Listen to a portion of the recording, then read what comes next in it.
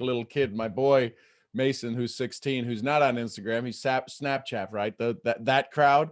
Uh, he's like, what are all these people following you for? I told you that before. It's like he knows I'm pretty cool at what I do, but it's funny to see him.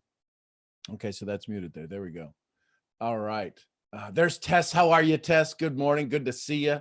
Who else has jumped on here? Jessica and Stanley and Terrell. There's Lou. Awesome. Good Billionaire morning. Mo. Good to have you all here. There's Fanny. I got to say hello to Fanny. There's my Fanny up there. Jasmine, good to see you. All right, we're going to dive in here. Is there a morning call today? Yes, there is. Yes, there is, and we are on it. Same as yesterday. All right.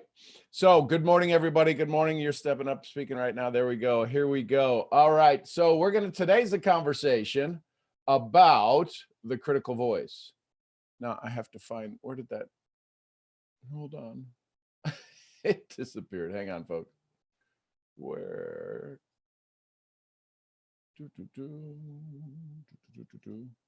That's addiction to approval. We don't need any of that page. Where is it? That's not it. That's an Excel spreadsheet. How's everybody doing this morning? And again, thanks for all the love you guys are showing me on Instagram. You guys are just, is it Instagram? Yeah, Instagram. Daily Awakening Moment. No, that's YouTube. Where did my slides go? Who touched my slides? Are they over here? No. So let me just do this. Open this up again. See, folks, anybody can do this. Right now is where you determine, right now is where you determine when things go a little sideways. Critical voice, there it is. How you react is how your audience reacts. How you react is how your audience reacts. This is critical because if you start to get nervous. Good morning, Jessica. Good morning, IO, or it looks like LO. You just got to have fun with it. You got to have fun with it. You just got to show that you're human, right? So here we go. Let's go share screen. I want to share that one. Share. So, Fanny, can you see that? Since I see your camera, can you see that? Give me a nod. There you go. Love you, girl. Thank you. So critical voice. This is a tough one. This is a tough one for a lot of people. Why? Well, because the problem with the critical voice is that it's always inside of us. It's always having a conversation with us. And it's always doing something to try to protect us. So here's my question to you. Some of you have heard me say this before. How many of you know there's only two things the brain does? The brain does two things. It looks for a pattern, or it looks for if it will kill me. That's the reality. That's the responsibility of the amygdala. You've got the amygdala, which is the fire alarm, the fight or flight system. And what it says is, okay, I'm going to constantly be on the lookout. I'm going to constantly be on a lookout to see, good morning, Brian. Good morning, Melissa and Jordan. Great to have you here, family. And the brain says, will this kill me? And then if it doesn't kill you, the next thing it looks for, because the brain, your entire world, ladies and gentlemen, your entire world is uses about 2 to 3% of your brain's total capacity. Remember I said yesterday, success is a math problem? 2 to 3%. 2 to 3% is what your brain uses to make up your entire world. And if that's the case, then what happens is that the other 97% is running at a subconscious level, below the thoughts. Same as yesterday. So that being said, when we have a conversation, when we enter out into, so who was it? Was Trey talking earlier? When Trey said earlier, he gets a little anxious sometimes. I get a little anxious sometimes when I go out to do things, because it's our critical voice saying to us, excuse me, this isn't something you do on a regular basis. This isn't something you do. I've not seen you do this before. Do you know why we habitualize our life? Do you know why we habitize our life? Do you know why you sleep on the same side of the bed? Do you know why you use your same toothbrush? Do you know why you dry yourself off the same way every day? Do you know why you sit and eat with the same left hand every day or your right hand every day? So you got to give the left-handers a shout out first. I'm a left-hander. Who else is the left-hander in the family? Type an L in the chat. So my point is, we habitualize our life. We wind up saying, this is what I'm good at. I don't need to do anything else. Look at all those left-handers. You guys are crazy, wildly creative. So what happens is, as soon as you go out to go prospect somebody, as soon as you go out, you know why the big groups get bigger? Because they've come to a belief that they can be bigger. If you're starting out in this business and you're new, you're going, man, I really want to do this.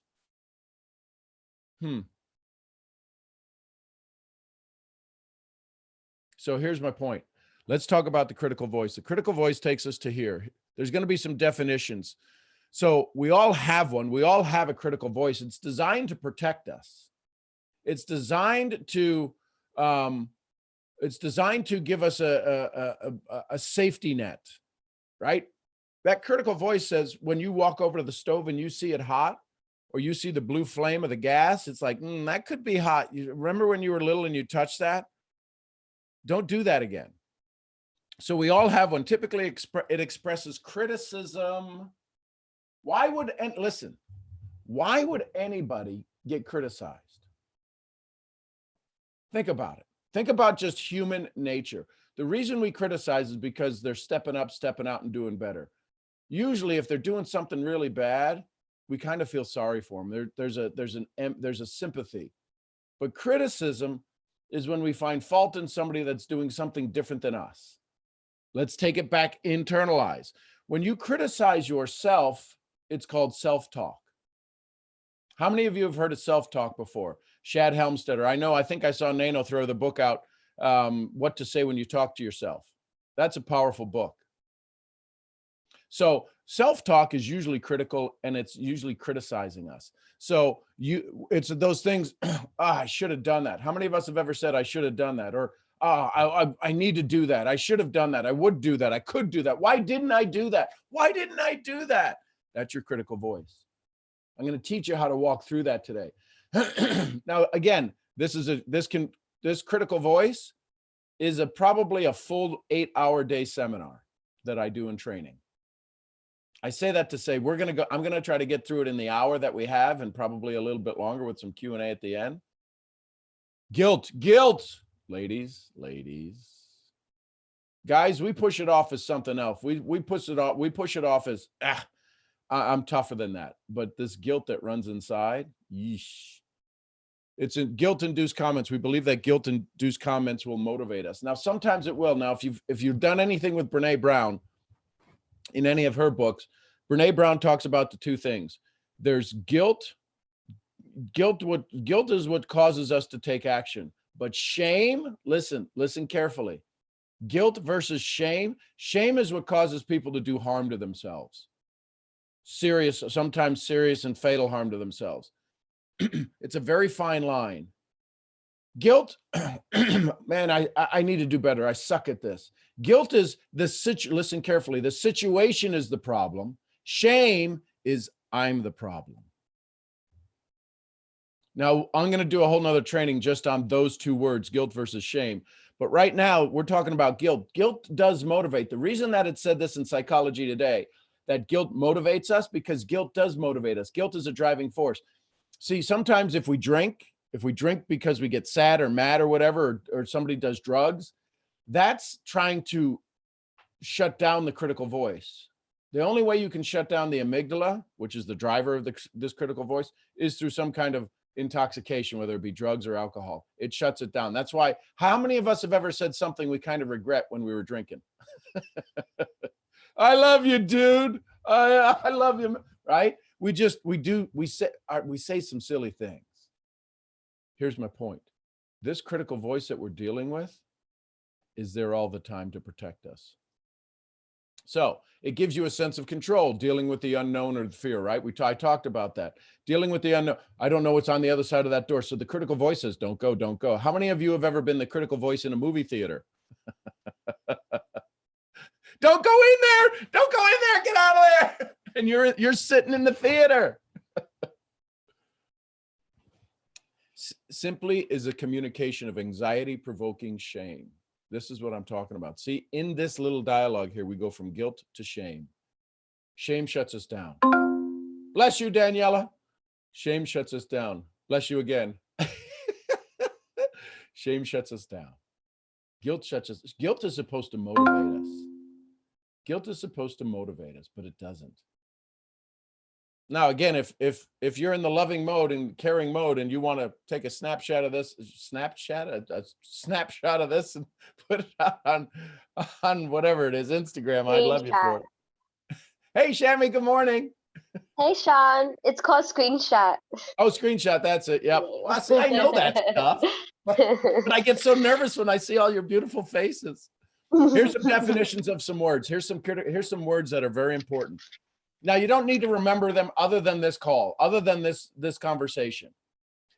Antithetical, directly opposed or contrasted, mutually incompatible. How many of us have had somebody we've been going out with like that for way too long, right? You're like, it's too easy to go out. It's easy, right? But if they are antithetical, they are absolutely opposed to everything you stand. This little graph down here, this little graph right here, this shows from the 1800s to 2010, how that word has been started. What Google does and other sources do, they go out and they see how many times that word gets used inside of literature. Well, you can see that this oppositely opposed, it can mean constituting or marked by such language patterns. It's more common in current use. Antithesis, the opposite of. But here's the one, maladaptive behavior. Look at this. When we started to have this communities and outreaches, and where we started to have, more televisions in the house and everything else, where we get to start to find out what's going on in society, and then internet comes along. This maladaptive behavior, not providing adequate or appropriate adjustment to the environment of the situation. I need you to hear my heart here, guys and gals. Sometimes we're so critical on ourselves. How many of us how many of us, I want you to type an O in the chat. How many of us have ever had somebody say to us, you're overreacting? Type an O in the chat if you've, so here's the thing. Are we overreacting?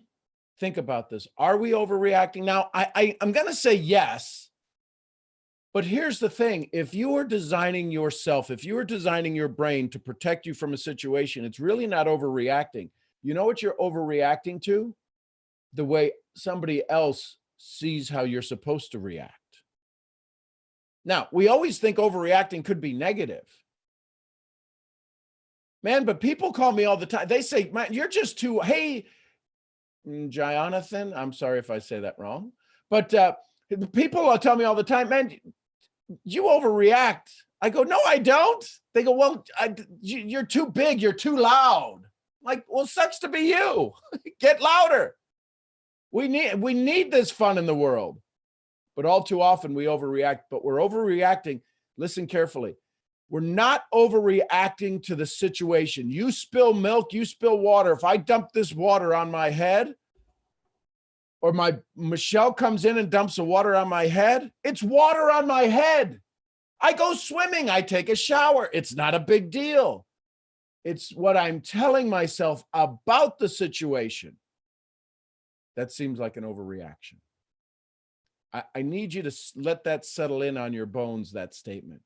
It's not what you are doing in the action. It's how you are responding, what you are telling yourself to the action. Somebody cut you off. So if you were on earlier, you heard Bob Kane talk about, he was driving some horses. He deals with horses. He's this amazing equestrian man. And he got into a delay, and he had to go off with the delay, take the horse and the trailers off.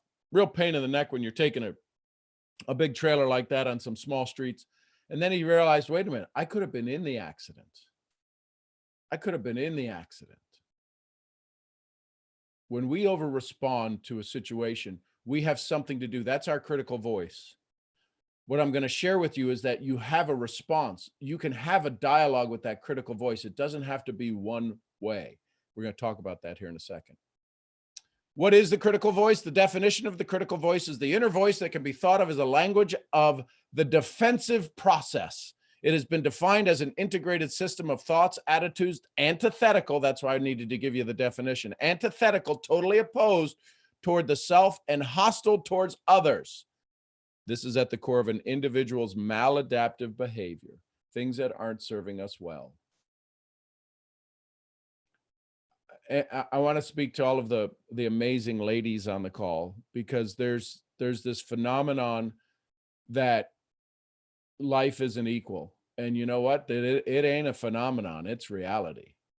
You've got to, if you're going to compete in the business world, right? Now, all of a sudden you're in the business world. Welcome to the business world. But now you got to compete in a man's world. So now you got to not only look the part, you've got to be smarter than them. You've got to do work 10 times harder than them. I don't know why, but that's a true reality. You've got to work so much harder. But here's what I will tell you. Let me let you in on a little secret. I've been in sales for 40 years. If you understand this, what I'm about to share with you, you can definitely leverage it to your conversation, to your success. In traditional sales, in industrial sales, which is where I come out of for 20 years, industrial sales dealing with pharmaceuticals, refineries, chemical plants, nuclear facilities, power plants, wastewater treatment, water treatment, all of that stuff. That's the world I circled in for many, many years before I got involved in this profession. Ladies, you will always have, and this is a challenge, you have an 80% higher chance of being able to have the first contact. You know that. You know guys want to hook up with you. They're following you on Instagram. They're going, yeah, give me your digits. I'll talk to you. Tell me about your business. Tell me about your business. I want to hear about your business. And you know darn well, you're like, I wonder if there's going to be a creep. It is, Monique, it is your advantage. But you've told yourself a story about it. You have a wildly crazy advantage over me. You have an 80% higher chance of somebody reaching out to you to contact you than to me. Here's the difference. On a first call in industrial sales, on a first call, I have 20 minutes to be able to present my product or service. You have 8. Less than half of the time. Now, you'll have a chance. You'll have 4 more callbacks where I'll only have 2. You'll have 4 more chances to present. The key is to overcome the prejudice or the preconceived notion that you're not strong enough. But here's the other challenge. You come off as strong as you are. Guys are weak. Sometimes guys are weak. So what I'm sharing with you is that be aware of your critical voice. Use more questions. I promise you, we're like putty in your hand. We're just that way. But if you learn how to use questions to have conversations, and that goes for everybody. Questions give you control. If you're talking, you're teaching, you're not paid to be a teacher. We're paid to do 2 things in our profession: find customers and develop leaders. You've got to decide, you've got to ask enough questions so they can decide which one they want to be. You've got to ask enough questions so they can decide which one they want to be. At the end of a presentation, who's done more talking?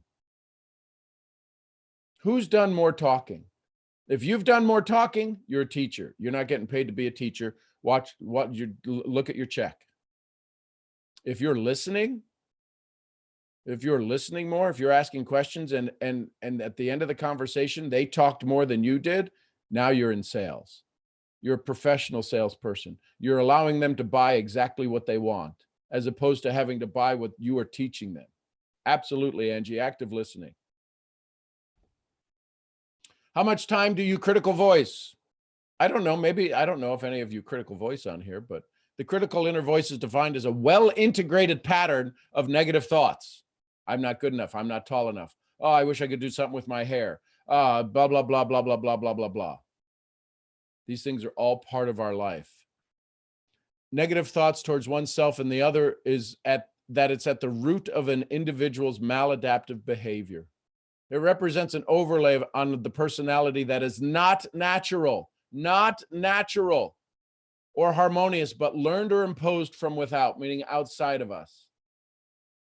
How many of us had parents who absolutely loved us, but boy, sometimes they said some stuff now we said we would never say to our kids. This is all part of our addiction to our addiction to approval. This maladaptive critical voice comes from our addiction to approval. We need to make sure people around us like us, feel good about us, are doing this. So here's the thing. How many of us have ever gotten mad about somebody or something and we weren't in that situation? It happened earlier in the day or earlier in the year. If anybody of us have ever gotten mad at somebody and they weren't in the room, listen carefully. This one's going to hit you kind of hard. If any one of us have ever gotten mad at somebody and they weren't in the room, you were having an argument with a thought in your freaking head. You are arguing with a thought in your head. They're not even in the room. And you're mad as hell at them. You're like a bee, a hornet, and you are just buzzing around waiting to sting somebody, and they ain't even in the room. You're having a thought with your head. And you wonder why. You wonder how it's so hard to get ahead because you're having arguments in your head, and then somebody's going, "Are you okay?" They're looking at you. I've ever have anybody look at you and go, "Are you okay? You look mad." You look like you're upset. Oh my God, you wouldn't believe it. Tommy at the show the other day, at the work the other day, I still can't believe he did that.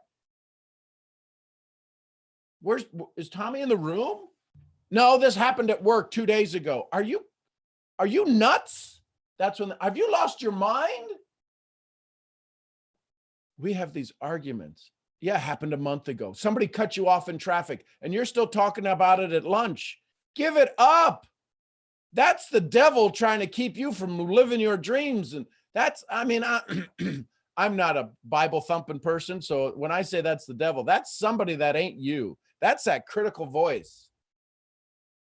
That's somebody keeping you from your dreams. That's somebody going, if you didn't worry about that person who cut you off, flipped you off, or told you you're a loser, or didn't like your post, or said something negative about your Instagram, or this, that, or the other, if you didn't pay any attention to that, you know how farther ahead you'd be today? I'm telling you, this is important stuff, but nobody's going to teach this because it's too ethereal. I want to give them facts. I want to give them tools. I'm giving you the tools that you can use anybody else's material 10 times better, because you've got to use the best thing you have better. And the best thing you have is you. There ain't a better training. There ain't a better source. Everything you have everything inside of you right now to get to the next level. I promise you, to get to the next rank in your business. I promise you, I've been doing this for 22 years. I know it. You've got everything inside of you to get to the next level. It's this shit like this. I'm sorry, on a Sunday. It's this stuff like this that gets you sideways. Thanks, Chris. And here's the part of you, Chris, the part of you that just taught you this, that just allowed you to say this in a public forum, because that's what this is the part of you that wants to get better. It's why I ask you, what do you learn? What'd you learn? What'd you like? And when we get done with the talks, is because you need to be able to profess it. Once you profess it, it becomes real. Why do they put speed limit signs up on highways? Because when they put it in black and white, it becomes law. It becomes real. When you type stuff down, when you write stuff down, it becomes law. It becomes real. The critical inner voice is not an actual voice that speaks to us. Rather, it's an experience of those self-limiting, back up. It's a conversation of those self-limiting thoughts and attitudes that exist in all of us to keep us from achieving our goals. So here's a conversation. I need to try harder. That's a critical voice. I'm not good enough. Sometimes we even say things in the second person. You're a coward. Anybody ever talk to yourself in the second person? You're not good. You're such a loser. Why do you do stuff like that? You're just an idiot. I got to tell you, thanks everybody for putting that out there, because here's the thing.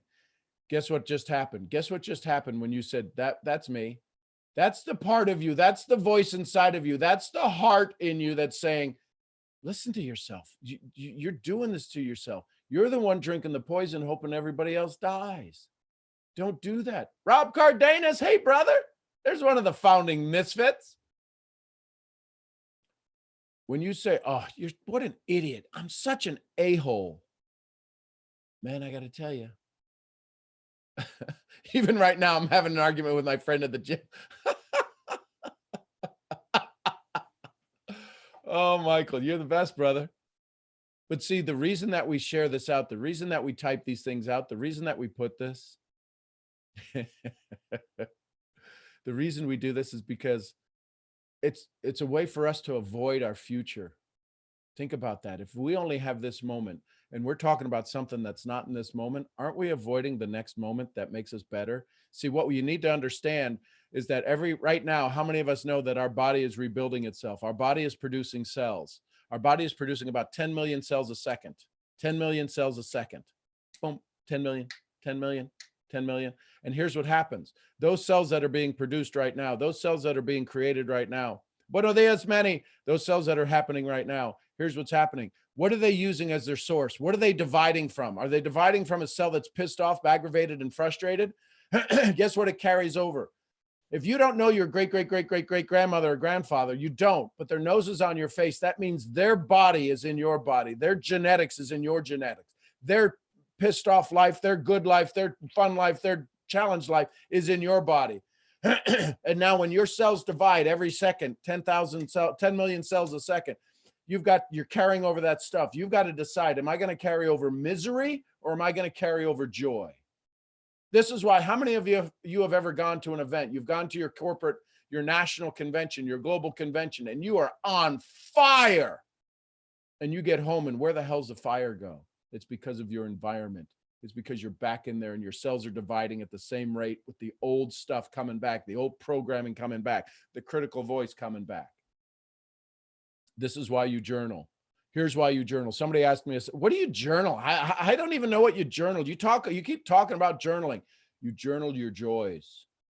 You journal your awarenesses. And if you're going to journal some of your crappy moments, rewrite it.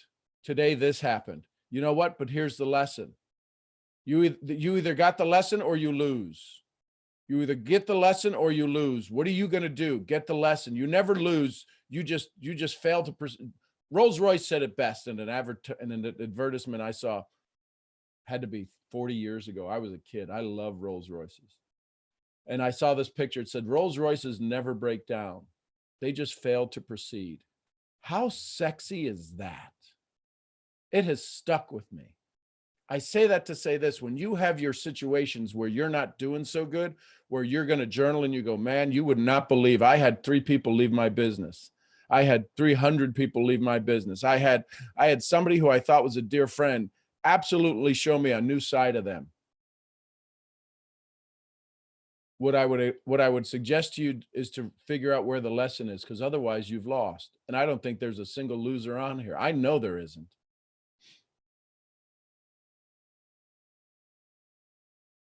You all are better than this. You all can do more, be more, and have more. Okay, let's keep going. So what do you do? Some critical voice statements. Oh, my clothes don't fit me. I'm so fat. I'm such a loser. I'm ashamed of my body, right? We say all of these things to ourselves.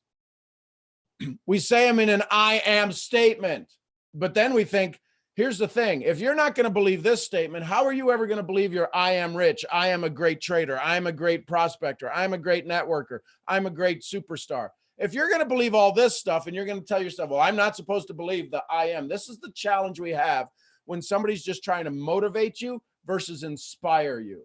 I don't want to motivate you. Jim Rohn said it best. Anybody ever hear Jim Rohn's statement about motivation? You motivate an idiot. What do you get? A motivated idiot. None of you are idiots, and I don't want to motivate the idiot inside of you that's telling you, I'm not good enough. I'm ashamed of my body. What I am saying is that that's why Noah St. John in his book, Secret Code to Success, the affirmations, why am I so good at it?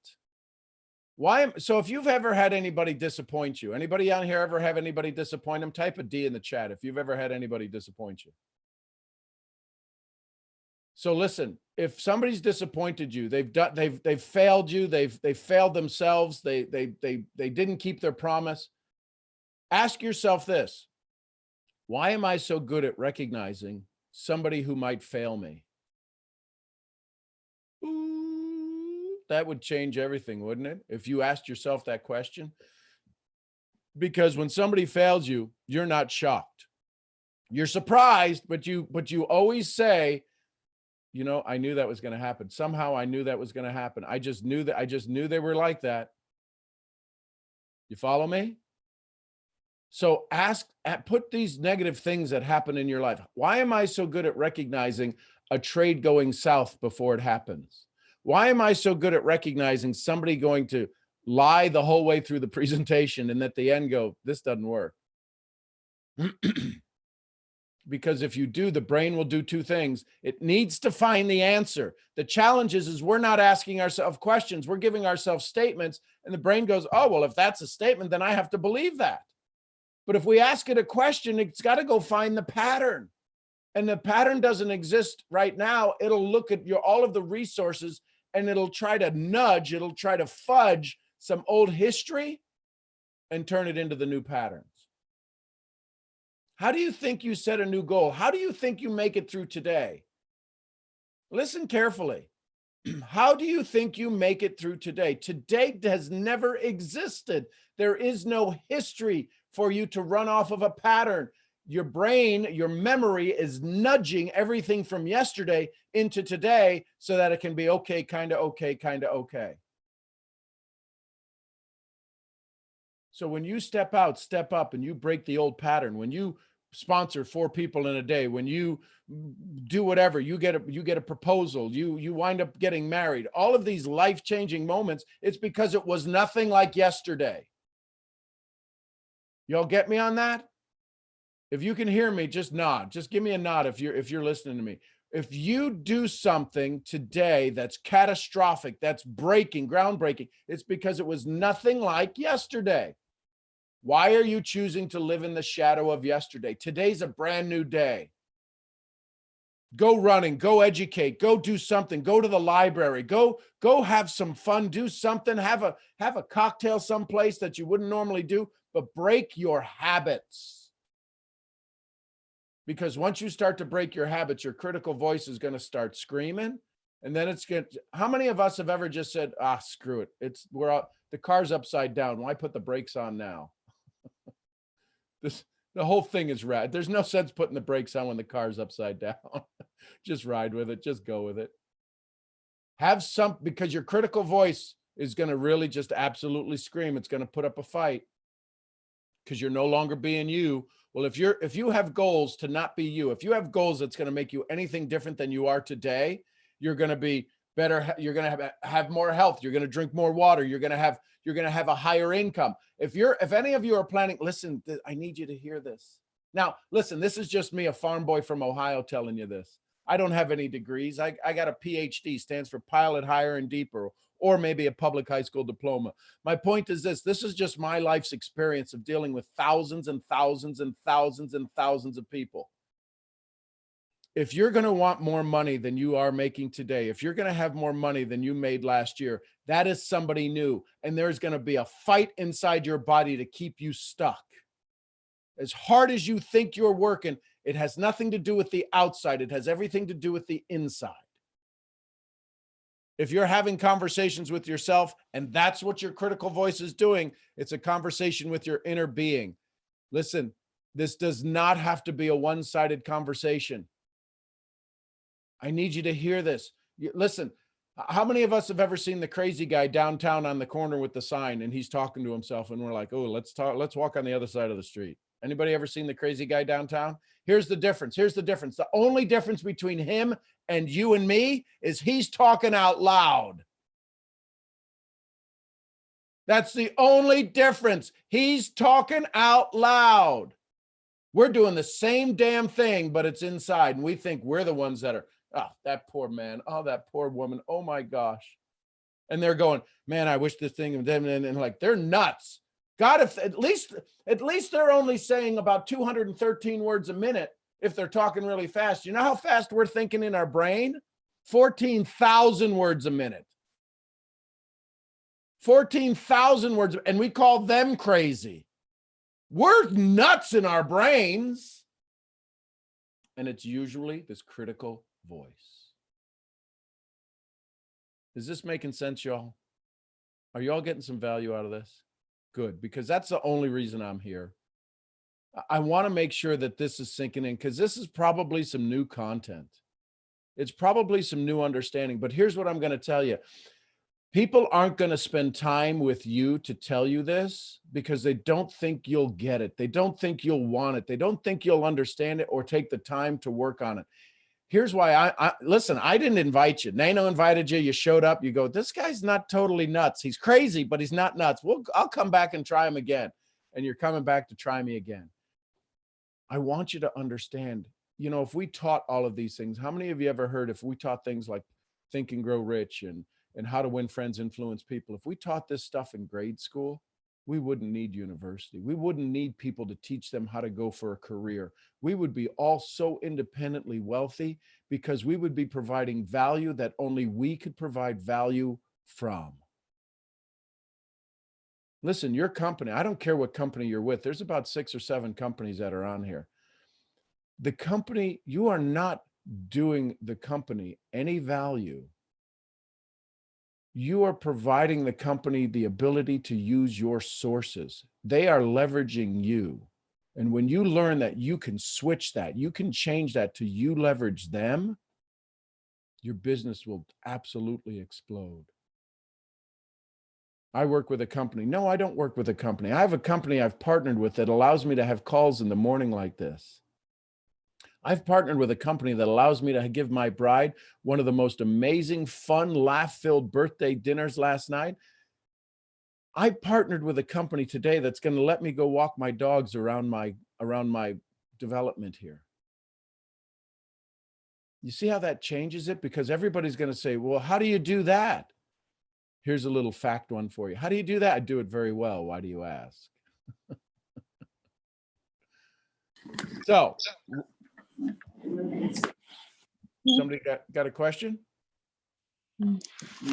Nope, just came on mute. I got to try to figure out where they are now. So here's my point. Let's keep going. So how many of you have some critical voice statements? So in your journal, in your notebook, just write out some of your critical voice statements. We won't spend some time doing that now, but I would do that. Write out some of your what are the things you say that you let beat you up, that you let take you out of your conversations? Yellow boy flee. I think that's how you say it. Thanks for the shout out. Who else gave me a shout out here? Claudio R22, thanks. Joey Montelli. So write out some of your critical voice statements. So how do you respond to your critical voice? You ready? Here's my question to you. How do you respond to your critical voice? Here's what I want you to know. You can have a response. You can say something back to that voice. Over here. Boom.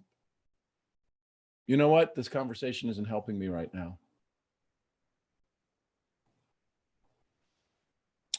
Listen, if I said to you, you are the biggest, silliest, stupidest person I know, and you were trying to be elegant about it, you'd say, excuse me, please don't talk to me that way. Now, I've heard that said by a lot of people, but here's the challenge. It is said with such vim, with such anger and such venom. Don't you talk to me that way, right? Maybe I'm going to give a Z snap and a head snap. You have to stay in your lane. Don't lose your stuff. Don't lose your stuff. How many of you have tried to respond, but you've absolutely lost your cool? Man. When people say silly things to me, like some of you haven't heard this story, but I was in Boston and I was at an API conference, American Petroleum Institute, and we were doing some trainings up there. And we had these people come in from all over the world, and this guy from Australia came over. And I was just, I have fun with my friends. I pick on my friends horribly with love and joy, but I pick on them and they're like, and this guy was watching me. He didn't know I knew them as well as I knew them because we had just all met for breakfast in the hotel. Long story short, he fires this zinger at me. We're sitting at the table. He fires this zinger at me. I mean, it sounded hurtful. I mean, it was, why do you think you're so, it was something that was just absolutely just cut you to the core. And I looked at him and I smiled and I said, I'm going to like you. Oh, you're going to be fun. I'm so glad you're here. And he's like, dude, I just gave you my best shot. I threw all of them. I threw a bomb at you. And you go, ooh, I like you. I go, dude, that what you say about me is your problem, not mine. And we became the best of friends. He goes, and we still talk about it today. He goes, I still can't imagine. It was 20 years ago. He said, I just absolutely took your legs out. He goes, and you just went, oh, I like you. Folks, why do you lose your stuff? If you need all of your stuff together to get to the next rank, why do you lose it on somebody else's opinion that's not your problem? I can appreciate your perspective, but I don't see it that way. What if you said that to yourself? The next time you said, oh, look at you're in the mirror and you're looking at your clothes. Listen, you know what? That's an interesting comment. I love you for it, but this is what we got right now and we're going to move forward. I'm telling you, you got to say these things out loud because if you don't, you're losing the battle. And you're not losing the battle to there is no competition out there. It's the competition in your head about what your mom said you could do, your dad said you could do, your cousin, your aunt, your uncle, a teacher, an old boyfriend, an old girlfriend. These things sit with us. They hang with us. And man, they absolutely wreck us. Hey, This Sean. conversation is not, yes, go ahead. John, what you're saying is so true. And I know I've caught myself before, I'll do something that's not the best. I make a mistake, whatever. And sometimes I say, oh, you dummy. And then I'll catch myself and say, no, you're not a dummy. That was a dumb thing to do, but you're not a dummy. Yep. And that's been a conscious action that I've taken lately, trying to change that inner voice. Because a lot now, Bob and I are probably closer to the same age than I'm closer to some of y'all's ages that are listening to this. So there's a part of you that says, I have to be stronger. I have to compete in the older man's world, the older woman's world. I've got to seem like I know it all. Man, I got to tell you, there's places, the greatest line that has made me so much money. Geez, I don't know about that. All I know is this. Larry Thompson taught me that. Geez, I don't know about that. All I know is this. Previous slide. There you go. Conversation and helping me. So here's the thing.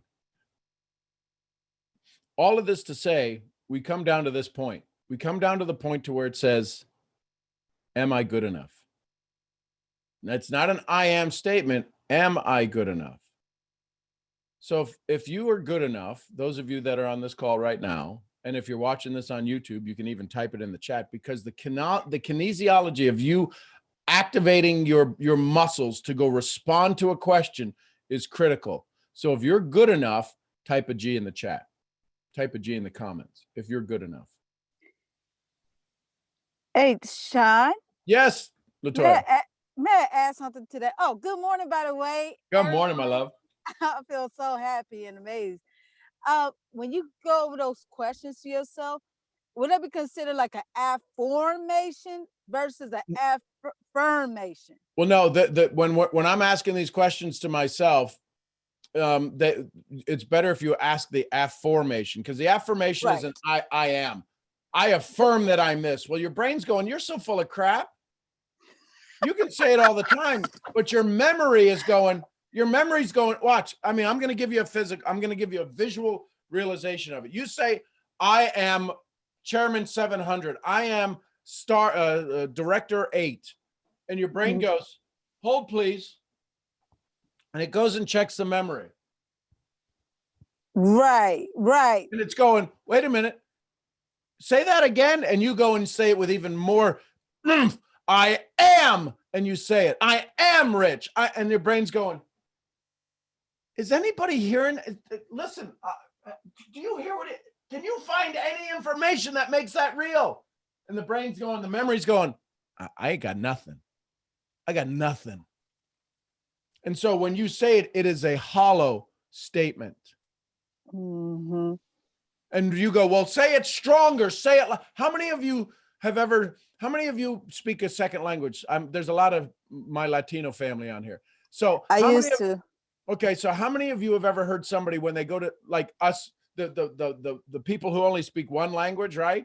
When they talk to somebody who speaks a foreign language, so we're talking like this, and then all of a sudden when they talk to the person who speaks like Spanish, and their English is like their second or third language. So how are you today? I don't speak English. I'm not deaf. Dumbass. But we speak. So do you want something to eat? I'm not deaf. You follow me? So here's what a motivating speaker will tell you. You got to get emotional about it. You can get all emotional you want, but if your brain goes, I don't know why they're getting so excited. We've got no history here. Mm-hmm. You're not going to convince yourself. A man convinced against his will is of the same mindset still. So you're told, go put sticky notes on your mirror. How's that working for you? How's that working for you? It didn't work. I'll be honest with you. You know why? Because you're using a 3%er's gold with a 97%er's mind. Mm-hmm. Mm-hmm. And they tell you, I put sticky notes everywhere. Here's the sad part. They didn't need the sticky notes to win. See, 3%, and this is listen. Sean, I'm sorry, Sean. Can you repeat that? That hit me like very. Yeah. I didn't get it. I know it was hard, but I didn't get it. Which part? The 3% and 97%? Yeah. Okay. Sticky notes, everything. So here's the thing. We only listen to 3%ers. Okay. When I say listen, we're looking at them to guide us. We're looking at somebody who's already gone ahead of us. We don't look to somebody who's failing to go, maybe I should do what they do. So what happens is when you enter into that 3% crowd, I'm being very clear. I'm in that crowd. You guys are listening to me. So I know that. But the challenge is that I worked very hard to bring it back to what got me when I was the 97%er. What was that transition? What was that alchemy that happened that all of a sudden it launched me into this next level? But what happens is I can't teach you from that level. Otherwise, I'd be having totally different conversations. When I teach the other 3%ers, when I deal with CEOs, CMOs, it is a much rougher conversation because they know what I'm talking about. The challenge is when we take the 3%er information, like go put sticky notes, go do your affirmations, put them everywhere on your car. You want to know what happened when you know why people aren't talking about sticky notes anymore? It's because it didn't work. Because 97% of the people failed with that method too. Damn. Yeah, you're right. Y'all follow me? Y'all follow me? But I did it with the 4 agreements.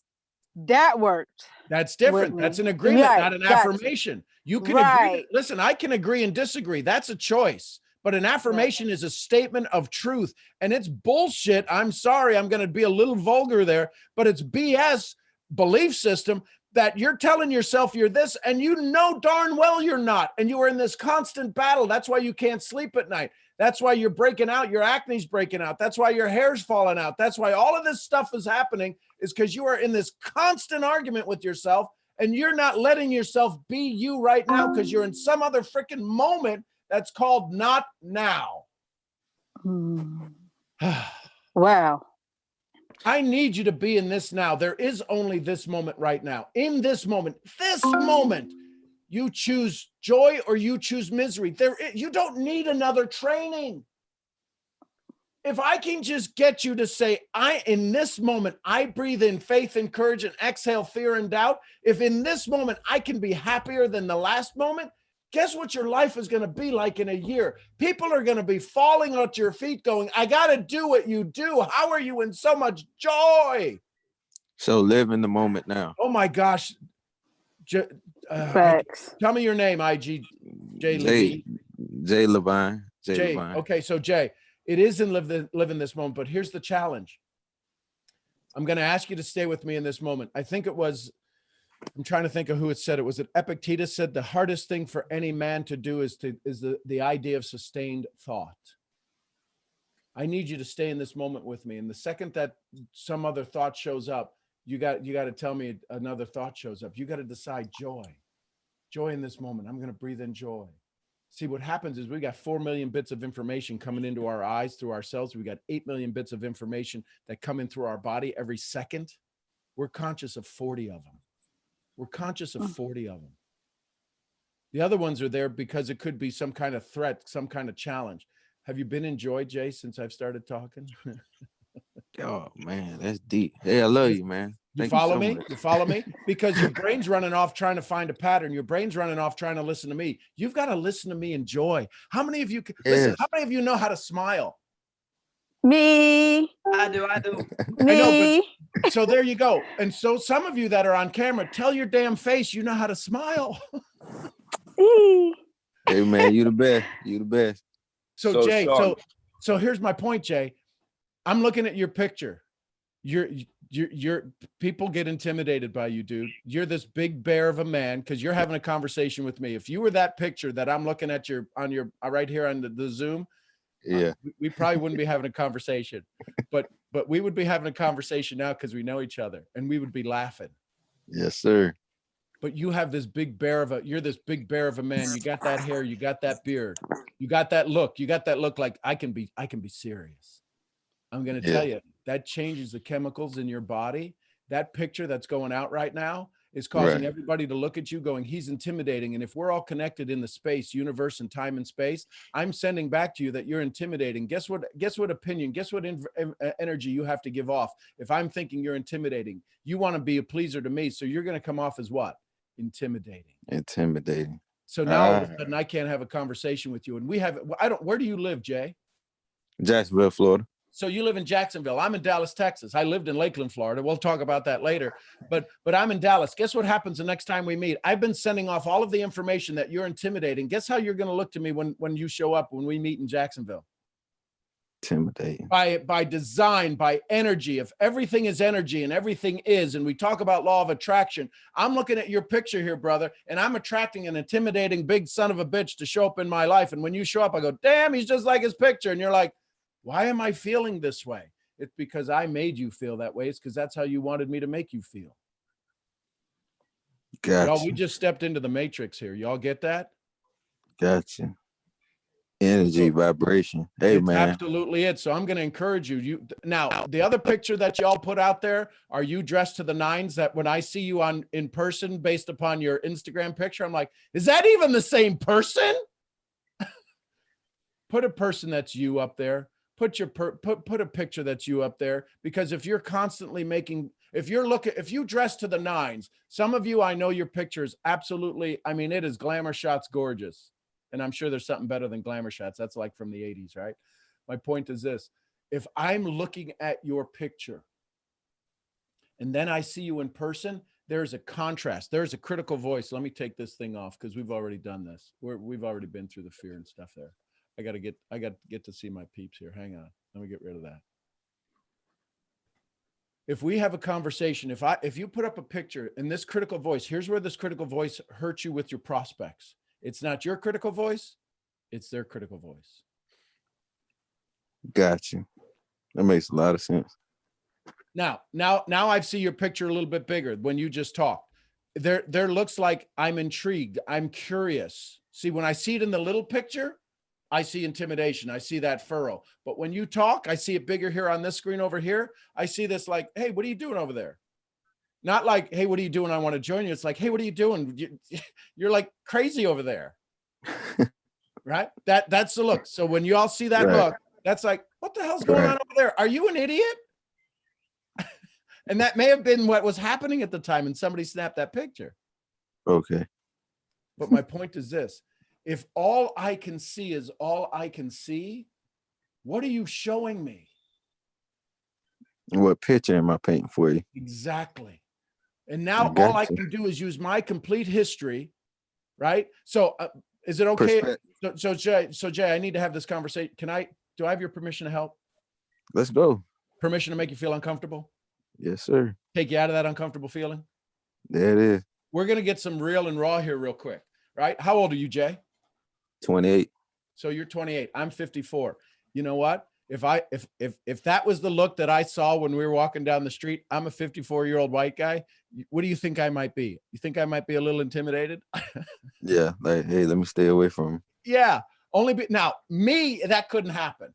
Right. Because I'm going to walk up to you and I'm going to go, dude, great ink. Oh my God, love your watch. Because I That's know right. people are good at heart. Right. But you have had to deal with a life I have never had to deal with. We're just being real and raw here. Facts. You still get profiled, and you still get all of this shit, even in Jacksonville, Florida. Oh, you know it. You know it. So my point is there's a little chip on your shoulder that it's part of your critical voice to protect yourself. Right.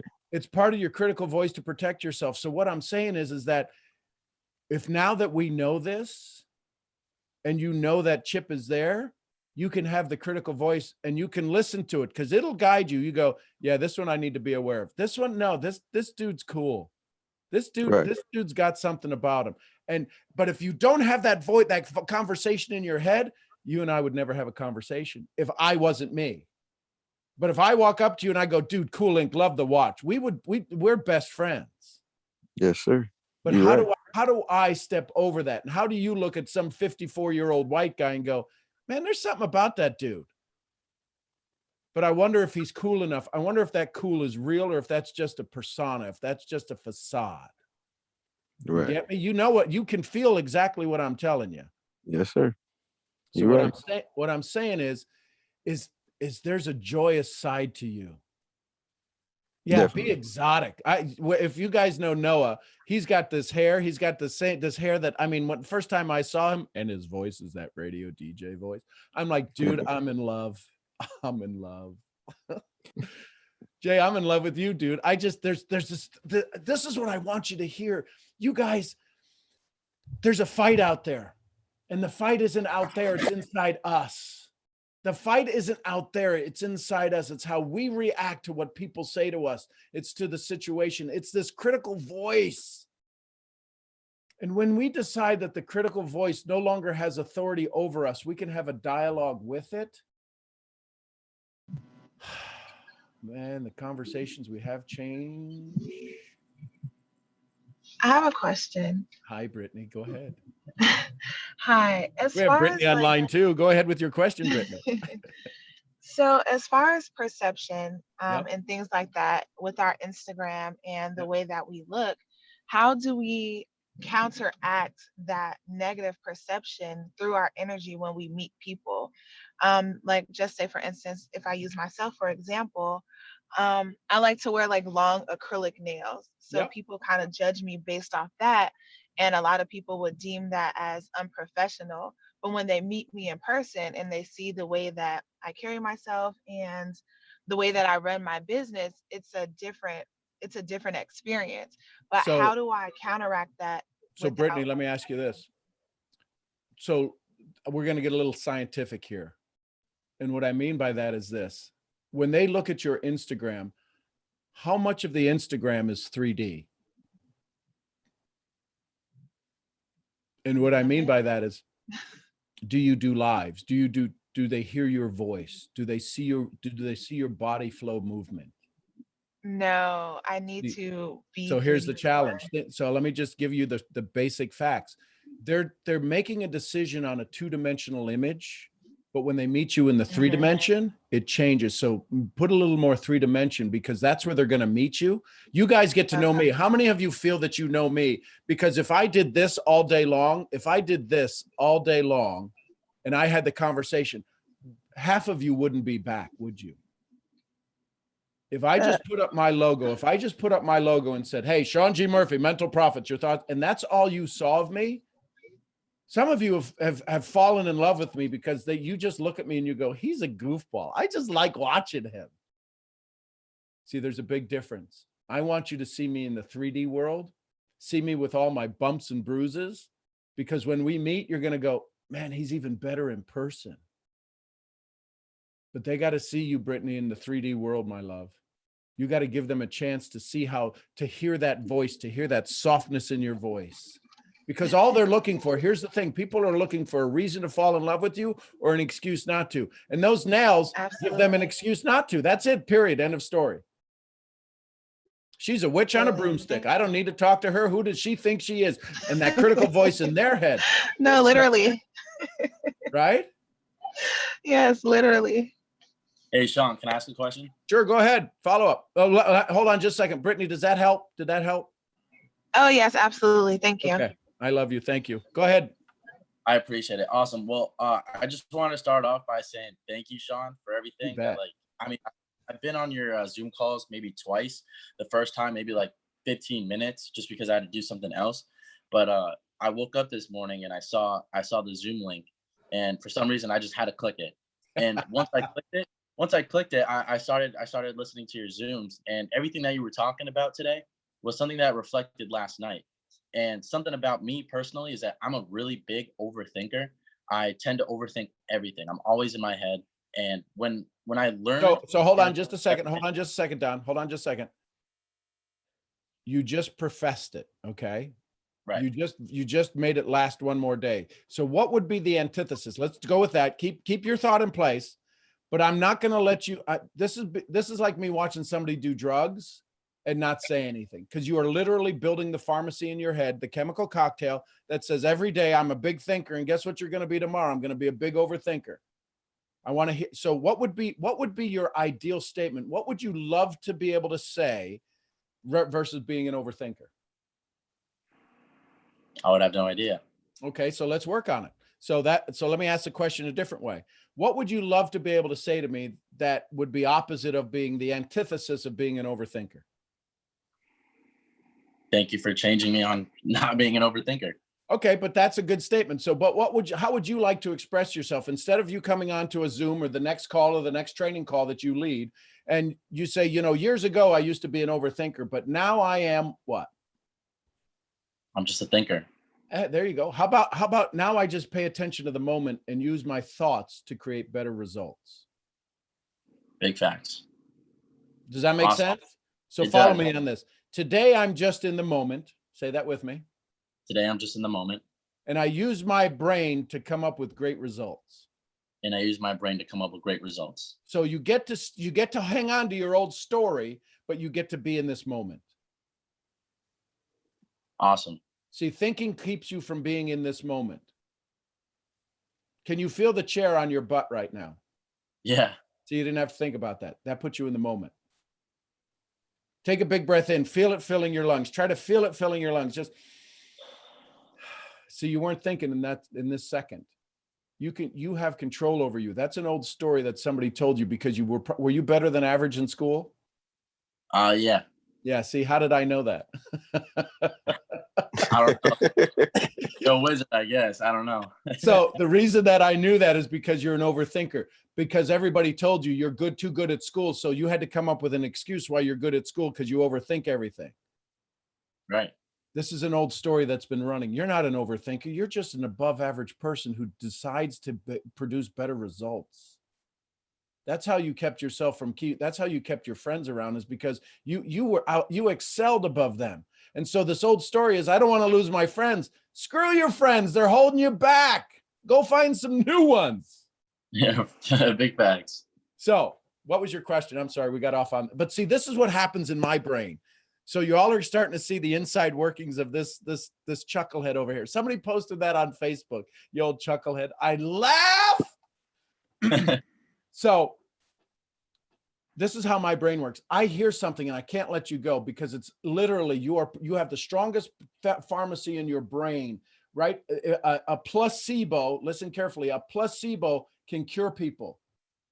but there's also something, maybe some of you haven't heard of it, called a nocebo, where it doesn't matter how much I pour into you. If you don't change your belief in you, nothing will ever work. Nothing will ever work. It's called a nocebo. Well, I want, when I hear those nocebos in people's lives, I ain't standing for it. So what was your question, your follow-up? Yeah, so like as I was saying, like with like the whole like as I was like claiming myself as like a big overthinker, it basically got to a point where I was asking myself so many questions, and once I saw the definition, I basically like put a title on what I was thinking about, like why am I having these thoughts in my head? And now that I know that it's a critical voice and how I can go about it, it completely changed how the way I'm thinking right now. So I wanted to ask you, like, how can I get to that next step by thinking, if I claim myself to be an overthinker? So what's your goal? What's your next step? That's your goal. My goal is to make like decisive decisions, but to not have an act of fear behind it. Cool. So do you love to publicly speak? I do, but it's at a point, because like I'm a very social person, but I haven't really done it as often. Like I don't go out in front of stages and stuff like that. I mean, I would like to. It would definitely be So something. Don, let me ask you 3 quick questions. Do I have your permission to help? Of course. Permission to make you feel uncomfortable? Of course. Permission to take you out of that uncomfortable feeling? Yes, sir. I'm going to use you as a lesson right now. How many of you just listened, really listened, were paying attention and heard what I heard? You heard the words, but did you hear what I heard? He said, I want to be able to make a decisive decision, to be able to do things right. Listen, didn't you type in the chat that you wanted to ask a follow-up question? Yeah. Wasn't that a decision you made? Yeah. How the F are you telling yourself you're not decisive? You made a decision. Listen to your BS, your belief system. You just typed a decision and you're now talking to me and you're asking me, how do I become more decisive? What sinister soul inside of your brain is telling you you don't know how to make a decisive decision? You just did it. You just did it, son of a gun. And now you're talking to me. That's why I asked you. Do you hear what I asked you? Do you like to be a public speaker? You're like, no. Well, you're publicly speaking right now, chucklehead. I love you. But you made a decisive decision to be more of what you want, and you're already doing it. And then this old story shows up, this old history shows up going, how do I become more decisive in saying what I want? You just did it. So here's what I'm going to suggest you do. Start giving yourself credit for the things that you do. See, you've been taught that you got to work harder. You're young. You haven't earned your stripes yet. That's a bunch of crap. You guys today have earned more stripes than I ever did when I was a kid. So you've already got your stripes. You've done more than I have. You've been more places than I have because of social media. They're saying that travel is going to really start to die off with y'all because y'all have already been there. You haven't had the physical experience, but you've had the experience of what it's like to be in a first class seat on a $38,000 seat for a plane. So stop telling yourself you're not good at these things. You already made a decision to ask a follow-up question. You're talking to me. That was a hell of an important decision. You made it through. You know how many people are sitting here on the sidelines going, I wish I could ask Sean something, but I don't know what to ask him. Yeah, I have too many questions to ask you. But do you see what we just did here, Don? Do you see what we just did? I didn't teach you anything. I told you I've told you all this. You already have enough information to get to the next 3 levels in your life. It's just you're telling yourself a story you don't have. But you already did it. You made a decision to talk to me. You made a decision to ask a question. Guess what? That means you can still make a decision. You make decisive decisions every day. You just think it needs to be some kind of, I don't know, Pulitzer Prize winning decision. Have you drank any water today or eaten anything today? I drank some water. Sean, So you made a decision, didn't you? I did. Why do you tell yourself Sean. you don't know how to make decisions? I don't know. That's your old story. Journal that. Ask yourself the affirmation. Why am I so good at making powerful decisions that enhance my life? Yeah, I haven't started a journaling yet. I really need to do that though. Yeah. Listen, wait, because it won't work. Yeah, don't do something that all of us use that works. I got Cool. Did that help you, Don? Yes, it did. I'm I definitely. appreciate- Yeah, good morning, Sean. Yes, go ahead. Thanks, Don, for asking your question. Go ahead, Good morning, caller, good on line morning. 2. What I got from Don's question was how do you make harder decisions easier, or making harder decisions an easier process? What's the difference between a hard decision and an easy decision? The thought that goes into it. Sure. So do you have a child? No. No. You have a spouse? Yes. Do you, so when she asked you to do something that wasn't on your schedule, is that a hard decision or an easy decision to make? It was an easy decision to make. Why? Because look at that hair. I love him. I was hoping he'd take his hood off. Because either I do it or I don't. Right. But what made it easy? Isn't it your love for her? Yes. Isn't it to avoid the future story that would come if you didn't do it? Yeah. Right. So there is Yeah. no hard decision. There's only a decision that might make somebody else upset. And who are you worrying about making upset if you're in charge of your life? Right. Who are you letting run your day? Yeah, Sean, the GOAT. person. What's that? I say you the GOAT. Listen, we don't have to make how many of us ever heard the nursery rhyme, row, row, row your boat?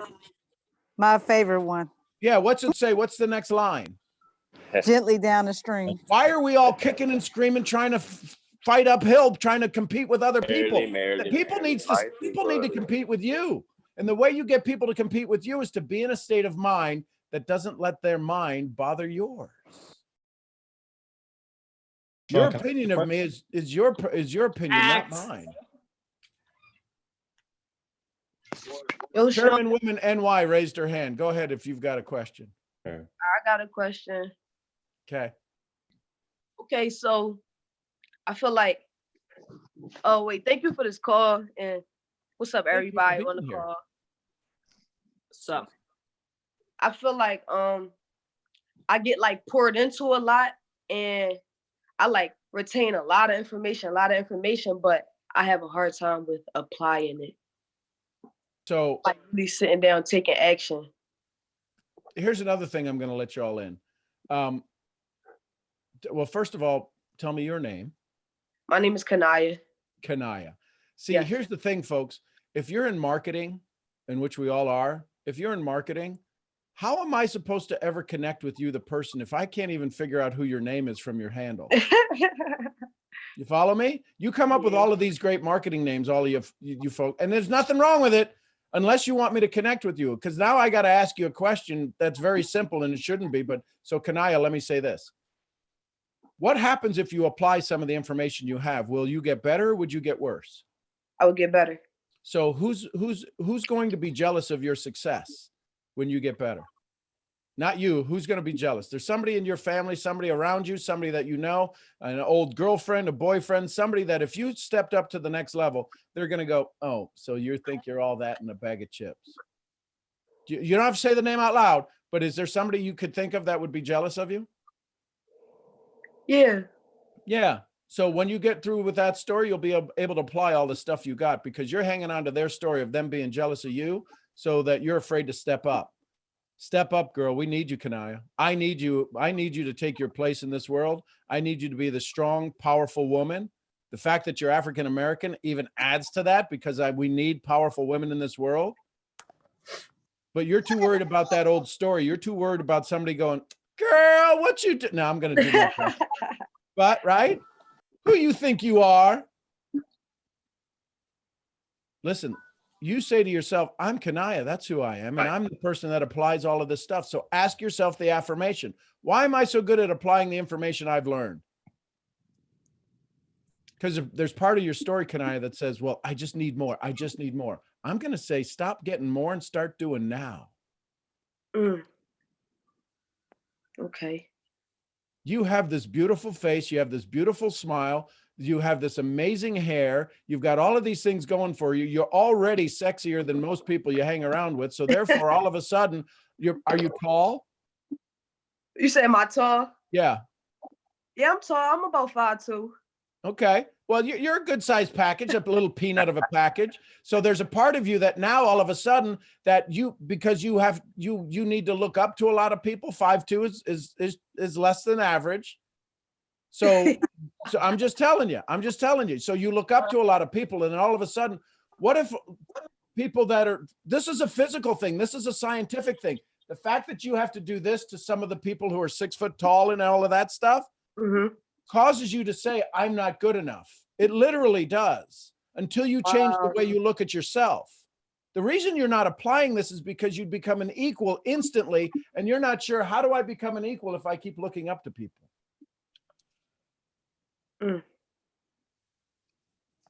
So do me a favor, say, you know what? I'm good at applying stuff.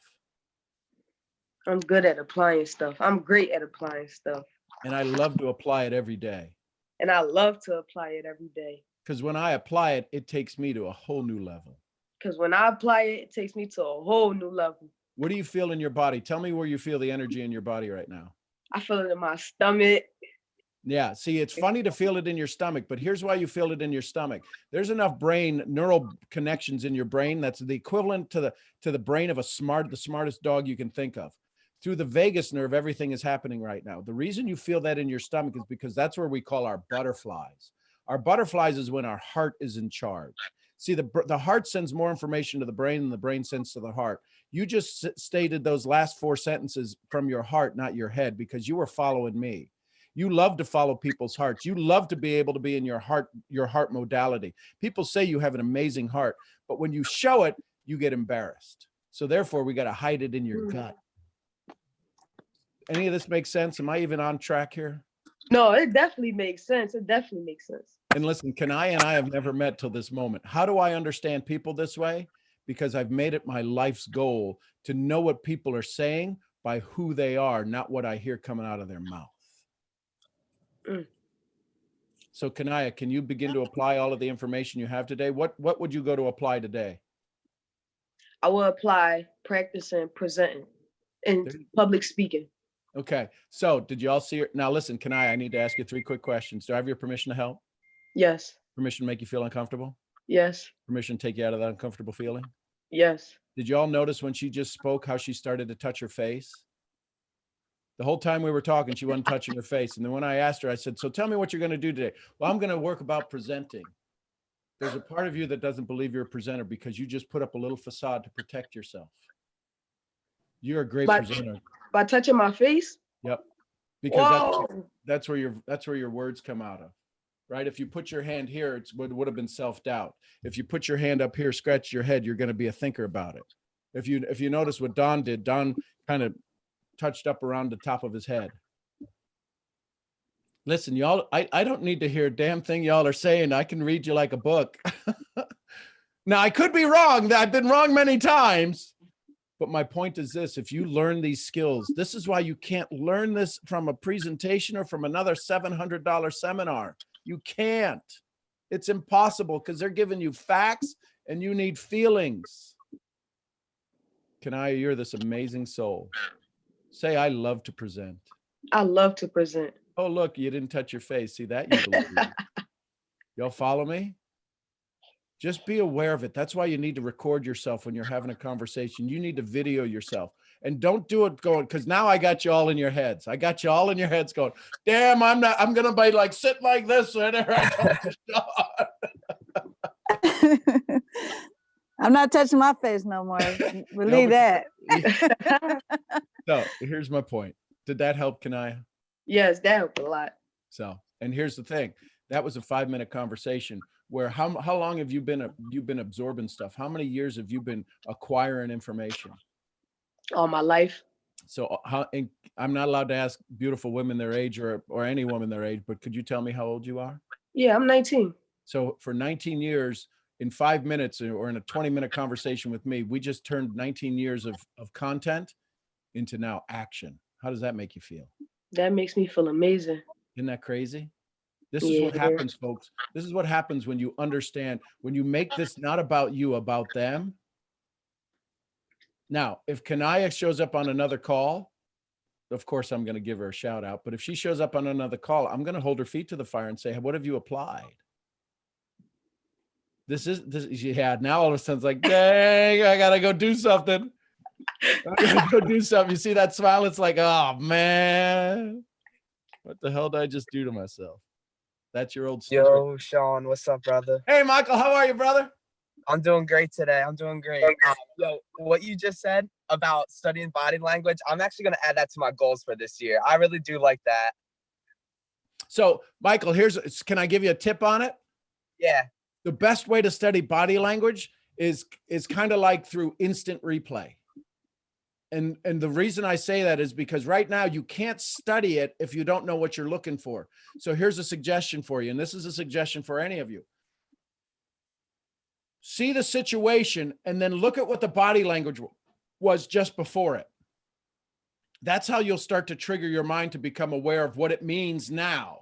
So if I went, you know what, this sucks. Wait a minute, Sean just said this sucks, but just before that, he leaned back and he crossed his arms. So you kind of have to do instant replay in your head. So anytime you have a conversation with somebody, now the reason I know that I said with Kanaya when she touched her face is because the whole time we were talking, she hadn't touched her face. She's got beautiful nails. She's got beautiful hands. But my point is that all of a sudden it's not always, the change doesn't always mean it's body language. It could just mean I'm freezing cold. So you've got to pay attention to what happened just before the change. Because if you're looking at the change, you're going to say, oh, well, they're closing me off. No, I'm cold. I'm close. So you got to pay attention to what happened just before. Does that make sense? Yes, it does. I appreciate that. So if you start to pay attention to that, all of a sudden what happens is like, you're going to start to see the pattern. And then you'll start to see the lean. So, because when I asked Kanaya, we go back and we watch the instant replay, when I said, so what are you going to do today? She started to lean back. And then her hands went to the face and she started to look away. And again, these are all called micro inflections. These are all called micro inflections. And what happens is you cannot stop it. Her respiratory rate increased. She swallowed. All of these things happened. You can't stop the body. The body is going to perform the way it performs. Now, unless you're CIA or FBI and you're some kind of, double co-op spy where you've trained yourself in all of this stuff, but we haven't done that. Does that help y'all? Yes, sir. Sean, I love you, brother. I'll see you bright and early tomorrow. Yeah, tomorrow morning, everybody, at 6:30 a.m. Central Time. So don't get mad at me when you go, well, it's 8:30. Well, sucks to be you. You don't know how to watch your email. Sean, I got a question. Go ahead, Jay. All right, you can see me now? Hey, there he is, man. Hey, man, I got a question. How can we build our belief level and have faith? Like, how can we build that up? Like, so are we talking spiritual? Or are we talking faith in ourselves? Or are we talking faith in ourselves? So Jay, would you accept a compliment from me? Yeah. Jay, I think you're this amazing soul. You stood out just a little bit. And there was a part of you that said, I want him to see the real me. And you made a decision to come on camera. Because my guess is you're not always on camera, but you've showed up here because there's a connection between you and me that we created in half an hour. Does that make sense? Yeah. So I appreciate you. You're going to walk out in the world today and you're going to share a smile. And here's what I need you to hear. That smile will make its way back to me and my family. And for that, I'm forever in debt. So I want to say thank you for the smiles you've sent and say thank you for the smiles you're about to share because they will show up in my family's life. And for that, I'm forever grateful. It's already done. How's that feel? Hey, great. So it's already done. That's building faith in you. I got you. We have to have something that we're all working for. I do all of this. Listen, I want you to be very clear on this. The only reason that y'all get to hear me is because I'm doing this for my great, great, great grandchildren. I'm doing this for 600 generations from now. When my family asks, when did this transition happen? How did we all create this wealth? Why does everybody know our great, great, great, great, great, great, great, great grandfather, Sean Murphy? It's because of folks like you, but I do this for them. You just are the beneficiaries. You're the benefactors of me taking care of my family right now. Gotcha. Let that settle in on you. So what you do every day, Jay, do you have family, Jay? Are you married? Do you have a kid?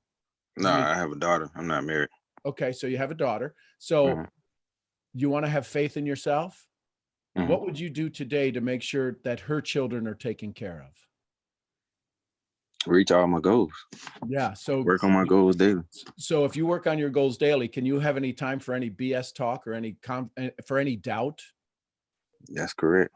So if you can't have time for doubt, then you got to find people who are going to pull you up, pick you up, take you to the next level, call you out on your stuff. Go, dude, Jay, come on, let's go. Yeah, I was down on myself. You have to. Do you have people that you can call on a regular basis? Say, Yeah, "I need man. help"?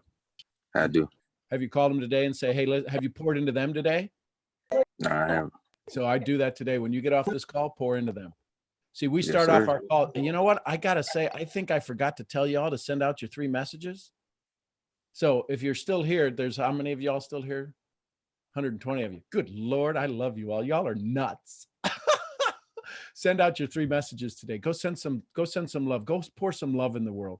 3 people. If all of us send out 3 messages, that's 360 messages. That's 360 people on this planet who are going to feel better, love better. And guess what? That'll make another. And if each one of them touch somebody, that's 720 people who are going to feel better. All of a sudden, we got 1,000 people, 2,000 people who are feeling better because you decided to send a message out this morning. Does that help, Jay? That helped a lot, man. Cool. I appreciate it. Thank I you for being appreciate here. that. Appreciate that.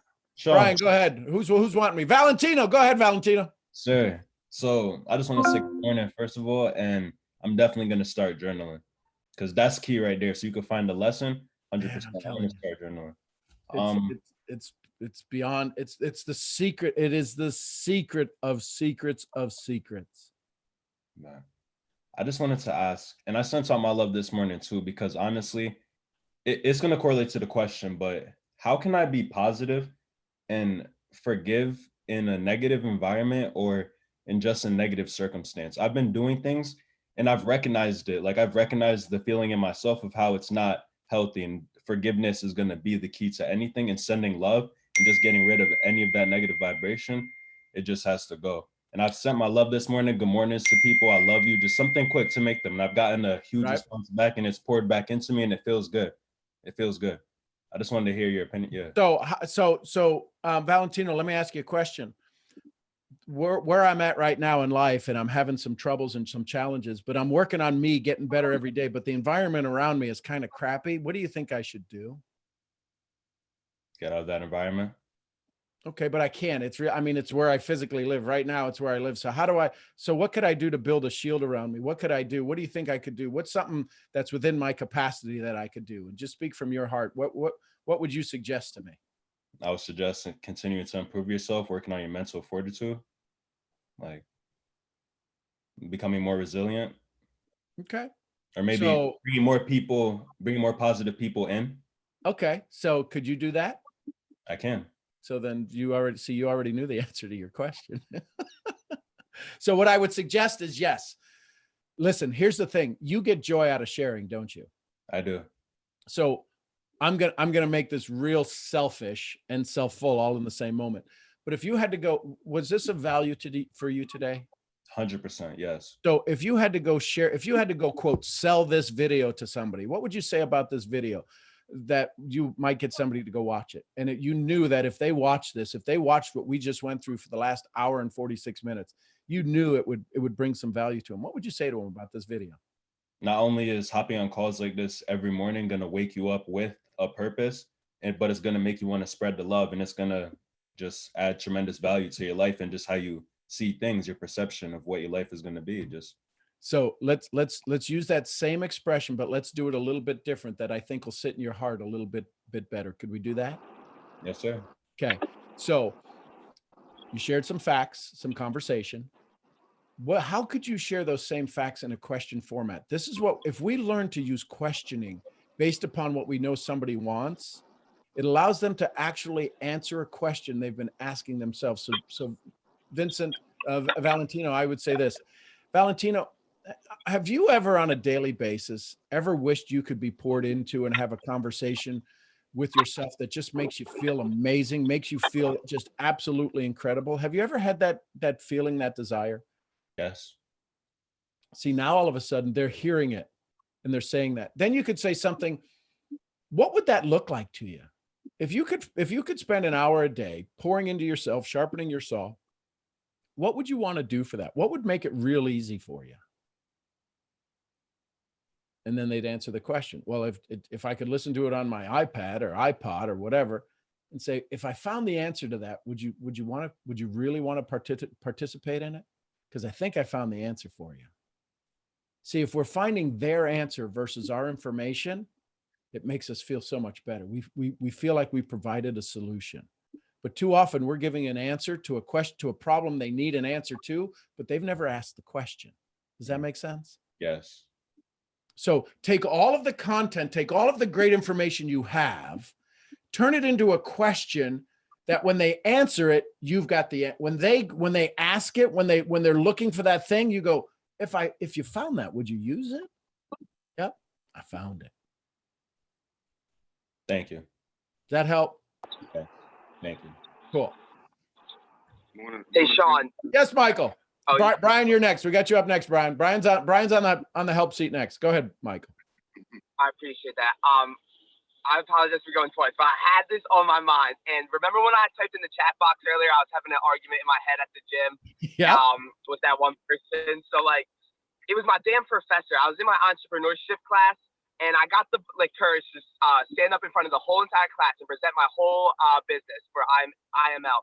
And I just remember the professor, like at the end of it, made a fool of me, like drew a whole pyramid on the board, like, and like I didn't like say anything bad to him or anything, but I've been like holding this grudge within me, like I'm gonna come back in 3 years and show you like what pyramid scheme this was. And like what happens was that negative thought always comes back in my mind, and I've obviously heard like you just gotta forgive and forget and all this stuff, but like it's like that thought keeps coming back. And obviously I know this has happened to you plenty of times. How do you handle that in your mind, like not trying to just like kick this guy's ass? So sometimes you've got to decide. Sometimes I like to have fun with people because I do my best to not argue with idiots because they'll bring you down to their level and beat you up with their experience. I would have asked the professor a simple question. So how many of these have you built?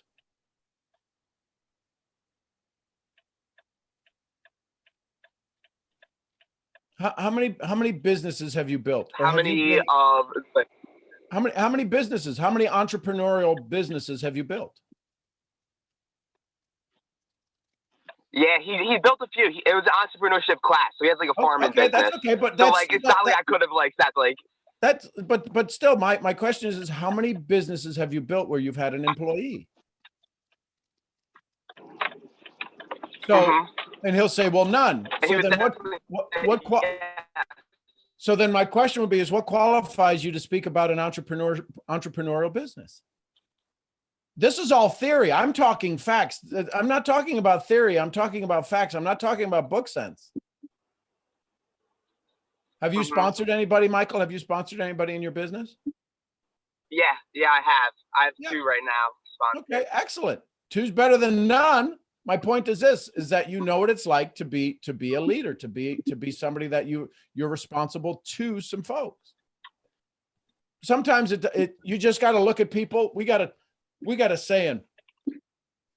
Yeah, Sean said, sit down. We got a saying down here in the South that when somebody says something that's absolutely insane, we just look at them and go, "Oh, bless their heart." Sometimes you just got to say, "Oh, bless their heart." There's no reason to argue with an idiot.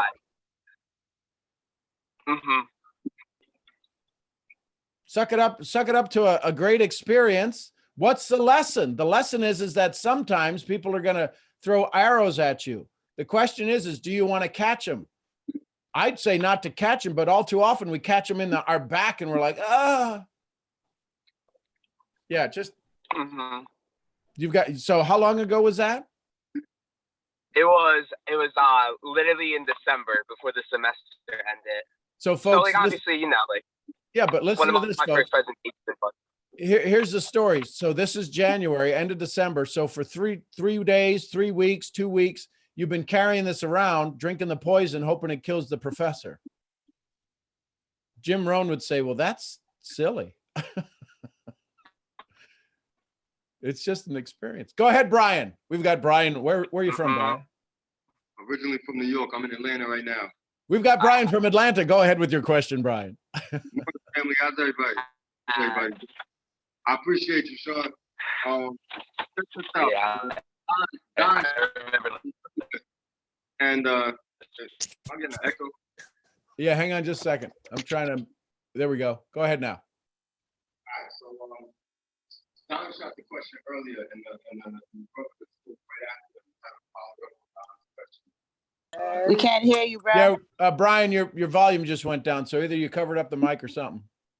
Hold on, let me turn this little speaker off. I'll speak to the phone. Hello? There you go. Better? Yes. All right, so yeah, Don asked a question earlier. A gentleman spoke up right after him, kind of followed up to the same question. And Sean, in a lot of your responses, you basically kind of added bits and pieces of everything that it made me think. So what you said to Don was you basically read him as far as the childhood and his basically his response through school, right? And using it.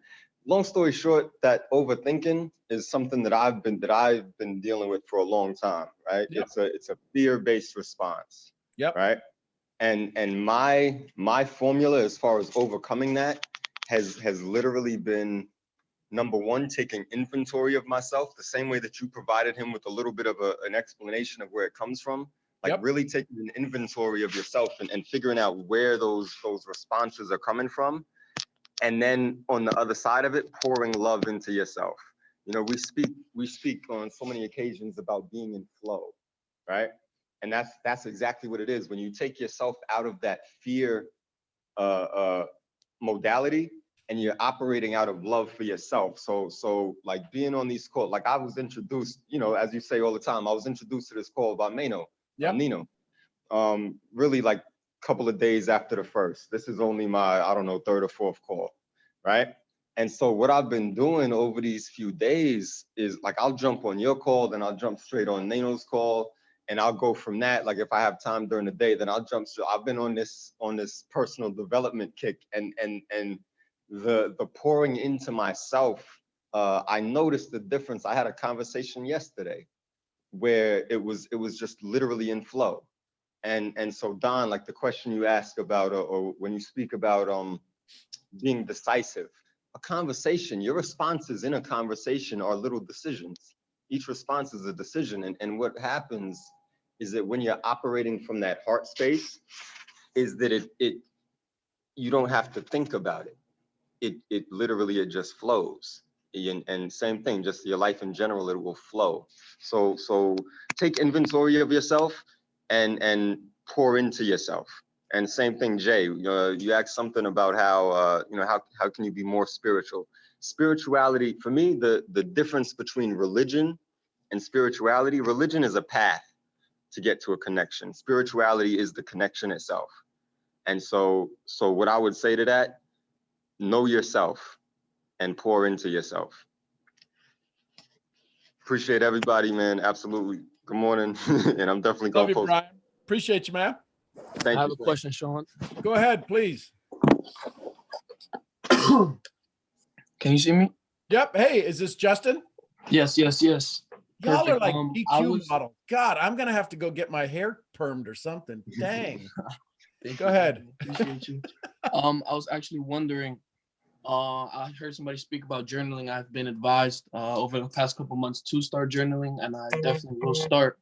But I was thinking, is it a different outcome if I use a different method? For example, like videotaping or audio recording. Well, so you can do all of that. Here's the thing. The body is wired to us doing the kinesiology of writing. There's something just about the way our body has not morphed to where when we see the visual, we believe it as much.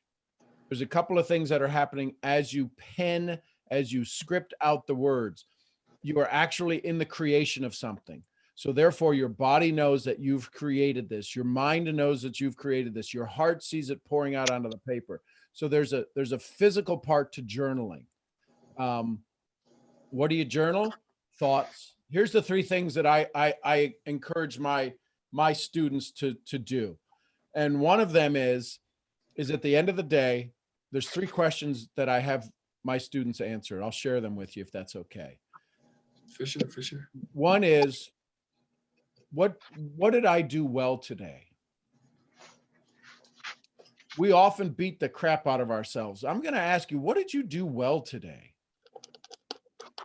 So that's number one. The second thing is what could I have done better? Not what I did wrong, but what could I have done better? And then the third one is kind of a multi-part conversation. And it's, what talent, skill, or contact do I need to come into my life tomorrow? That activates the reticular activating system to go find the thing that allows us to be aware of for tomorrow. What was number 3 again? Number 3 is, what talent, skill, or contact do I need to come into my life tomorrow? And the reason you want to do that before you go to sleep is because you're going to sleep for 2 hours, 4 hours, 8 hours, whatever you sleep. Give your brain something to work on, because once it heals your body, it'll go to work on that. But if you don't give it something to work on, it's got nothing to go to work on. It's like hiring some county workers. They're just going to stand there leaning on their shovels. So Hey, so do you mind journal repeating the first two? before bed. That's the best time. Say again, Justin. Journaling before bed is the best time. Well, there's a couple of thoughts for me to be able to. Jim Rohn said, never start your day till it's finished on paper. Let that one sink in. So yeah, I saw that. I saw that yesterday, actually.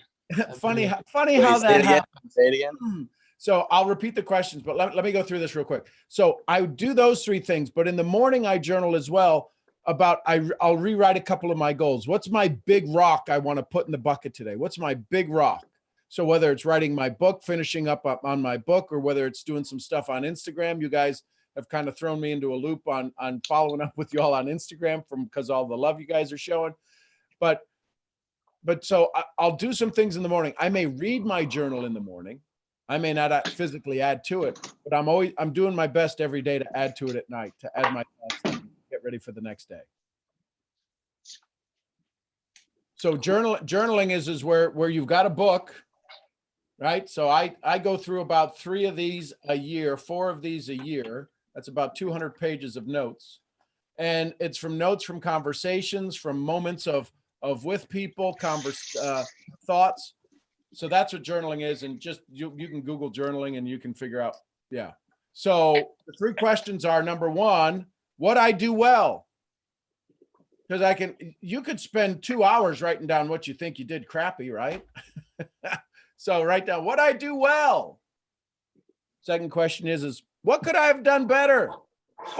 And then the third one was, what skill, talent, or contact do I need in my life? Can I add to that? Go ahead, please. So hi everyone, I'm Jasmine. So I like journal all the time. But I do think if you want to add like video or like audio to your routine, it does help because I'm from the radio industry, so like I always record like everything because I like to talk. But I like talk to myself in a recording, and then like when I'm like doing errands or something or going somewhere, I'll like play it back and it'll be like me motivating myself to do stuff or like what I want to do, or just like, affirmations and stuff like that. And I think that helps if you want to do that, but I do that along with journaling. So listen, anything you can do to remind yourself of how freaking amazing you are is a good thing. The challenge is we're not reminding ourselves how amazing we are. The reason I journal, listen, again, I'll tell you the reason why I started journaling 30 years ago is because I wanted to leave some messages and some lessons for my son. Now, I didn't know I didn't know I was going to be married 30 years ago. I didn't know I was going to be blessed with a child, but that's the only reason all this stuff exists is for my legacy. when they go, I wonder what dad would have done, or I wonder what grandpa would have done when this, and they can Google all this stuff and find it. That's what it's here for. Because there's going to be a day I'm not here. There's 2 times you die in this world. There's the day you physically leave this planet, and the second time you die is the one that scares the hell out of me. It's the last day somebody says your name. That one scares the hell out of me. That's why I have this legacy for 600 generations. That's 2,400 years. How long of a legacy are you working on? Or are you just trying to figure out what you're having for lunch today? I love you. Anyone else? Any thoughts, comments? What'd you learn? What'd you like? Sean, I have another question. Oh, Go ahead. Go ahead. Valentino. All right, real quick. What is the best way you can have an influence on children? Like, what is the best way you can teach your children? Don't ever tell them, how old are the children? One is 9 and the other one is 6. Okay. So the average child, if they lived in a reasonably positive household by the age of 18, has heard no, you won't work, can't work, has heard some kind of negative self-talk 117,000 times. 117,000 times. So they're 9 and 7. So what I would do, I do this around my house. I'll say, I love my family. Yep, my bride just said it from the other room. Mason's still sleeping. Put some love into your house. You want to influence your children, those kids? Tell them you love them. Tell them you think they're amazing. Ask them what they're thinking. Ask them what they're thinking. Ask them what they're afraid of. You'd be amazed at what they're afraid of. You're like, why are you afraid of that? Because nobody has told them to not be afraid of that. Ask them to start journaling. Ask them to start drawing. Ask them to allow their creativity. We are geniuses up until the age of about 5. Then we get put into school and it gets beat the hell out of us. But soon as we learn to communicate with other people, with other humans, with our parents, that's when we start to hear, what are you doing? I told you to stop that. And all of a sudden, our joy goes away. So figure out, Valentino, a way to put joy back in there. It could be the simplest thing. Could be playing with a rubber band. Could be just bouncing a ball. But bring them some joy back. Allow their creativity to show back up. Go outside and look at, if you can see clouds, go outside and do something. Go outside and have them just use their imagination. Their imagination gets crushed. And because I bet they get on iPhones. I bet they get on iPads. Yes, that's a big thing. I feel like they're so influenced by like YouTube and like all the other stuff. And it's just like, when I talk to them, it's like they don't have a personality of themselves. It's just a reflection off of what they watch. So because you can't take away the technology. I mean, you could, but why not use it to your good? Why not use it? Why not? Again, I know it seems kind of cheesy, but what could be a reward you would give them if they started to look at good stuff? I give my son $100 for every book he reads. For every book that's on my list that he reads. So if you find some good YouTube stuff, you give them $0.25, tell them you're going to put, but they can't spend it. You're going to put it in their savings, but they get to see it. Right. But find something that you deem of value, and then see if there's a way you can incentivize them to review that. Thank you. Does that help? Sean. Yes. Good. Hey, Sean. Yes. Hold on, Claudio, and then Lewis. Gotcha. So I ain't got no kids right now, but I got a nephew that I love till death. Yep. But my sister and my brother-in-law, they don't understand what I'm trying to do right now. Right. Growing my mindset, and become, self-development. And so my nephew, he slept in my house like a couple of weeks ago. And I try to explain him, you know what I'm saying? In order for me to practice, I got to start, well, I thought it was a good place to start with my nephew. So I explained to him how the mind works and how the subconscious mind works, kind of like Bob Proctor teaches it. Yep. So he started to understand a lot of stuff. And I mean, I put him like in front of the mirror and I told him like to do affirmation and affirmation. And at first he wasn't saying it right. But then I was like, yo, try to feel it. Like, you know what I'm saying? Like believe it. We ain't gonna stop doing it until you actually see you believing in yourself, right? So it got to the point that he actually believed in himself. And my thing is like, I don't share a lot with him, but I see that he got the potential to become a great man in the future.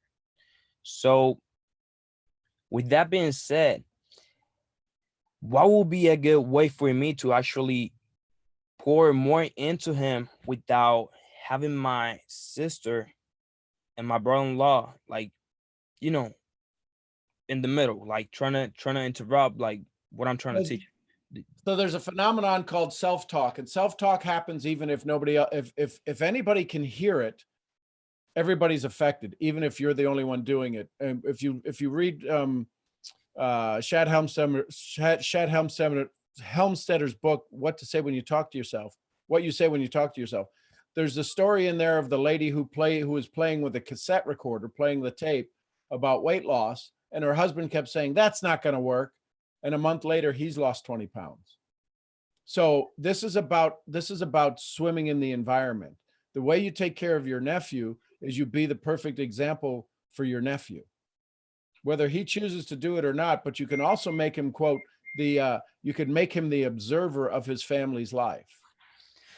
Gotcha. You can't change the way he's going to think. You can't change the environment. You're not going to change whichever one, your sister, your brother, and your in-law. But what you can do is give him a chance to become an observer, to become aware. Have him start journaling. I'm gonna try to do that, and I mean, I think he likes it. Don't try. You either will or will not, Yoda. Right? Don't All try. right, I'll do it. I'll do it. Just funny give him a small little book and say, I want you to take notes about your day. Just when you find something like you're how old is your nephew? He's 10. So make him an investigative reporter. Get him a little fedora and say, I want you to be a reporter on your life, and I want you to just write down some notes, and then have conversations with him about the notes. Got you. But you're not going to get him to where you are because he's 10. No, of course I know. Game. Make him a reporter. So you live in North Carolina, is it? Yes, sir. So make him the reporter for the North Carolina Gazette. He's the reporter for the North Carolina Gazette, or your city Gazette, or your town Gazette. And he's got to report back to you on a daily basis of some things he noticed each day, and then ask him what he liked about it. Definitely, I'll definitely do that. I mean, I see the potential he got. I mean, at first, he likes to play a lot in the tablet and all that, and he listens to me a lot. Like, he listens to me more probably than his mom. And I was like, the other day, I think it was leverage that. Let him be somebody that wants to just be part of a reporter, and just start with that, and then report back on that. Tell me how. Yeah. I'm definitely gonna do that. I just want to let you know this. I mean, why I see the potential that he got. Because I mean, the other day, I think it was in New Year's Eve, I sat him down right next to me, and I was like, yo, just listen to him. Just listen to him and try to think about what he's saying. Right. And he actually liked you. He was like, yo, I want to watch him like every single day. But he ain't got no phone, you know what I'm saying? Right. And it's like kind of, but he actually loved you already. So I appreciate you, my man. And I'm definitely gonna take notes on the advices that you just gave. Y'all have the YouTube links now. So either in Telegram, or if you haven't signed up, I'd ask you to go follow me on YouTube, and then you'll get the links that this video is live over there. Yeah, definitely. Louis, go ahead. Thank you, man. You bet. Thanks, Claudia. Hey, Louis, go ahead. Did you have a question? Yo, you already answered my question, Sean. Okay, cool. You literally answered my question already, so I'm good. All right. Love you, brother. Appreciate You you. repeat the author to what to say when you're talking to yourself?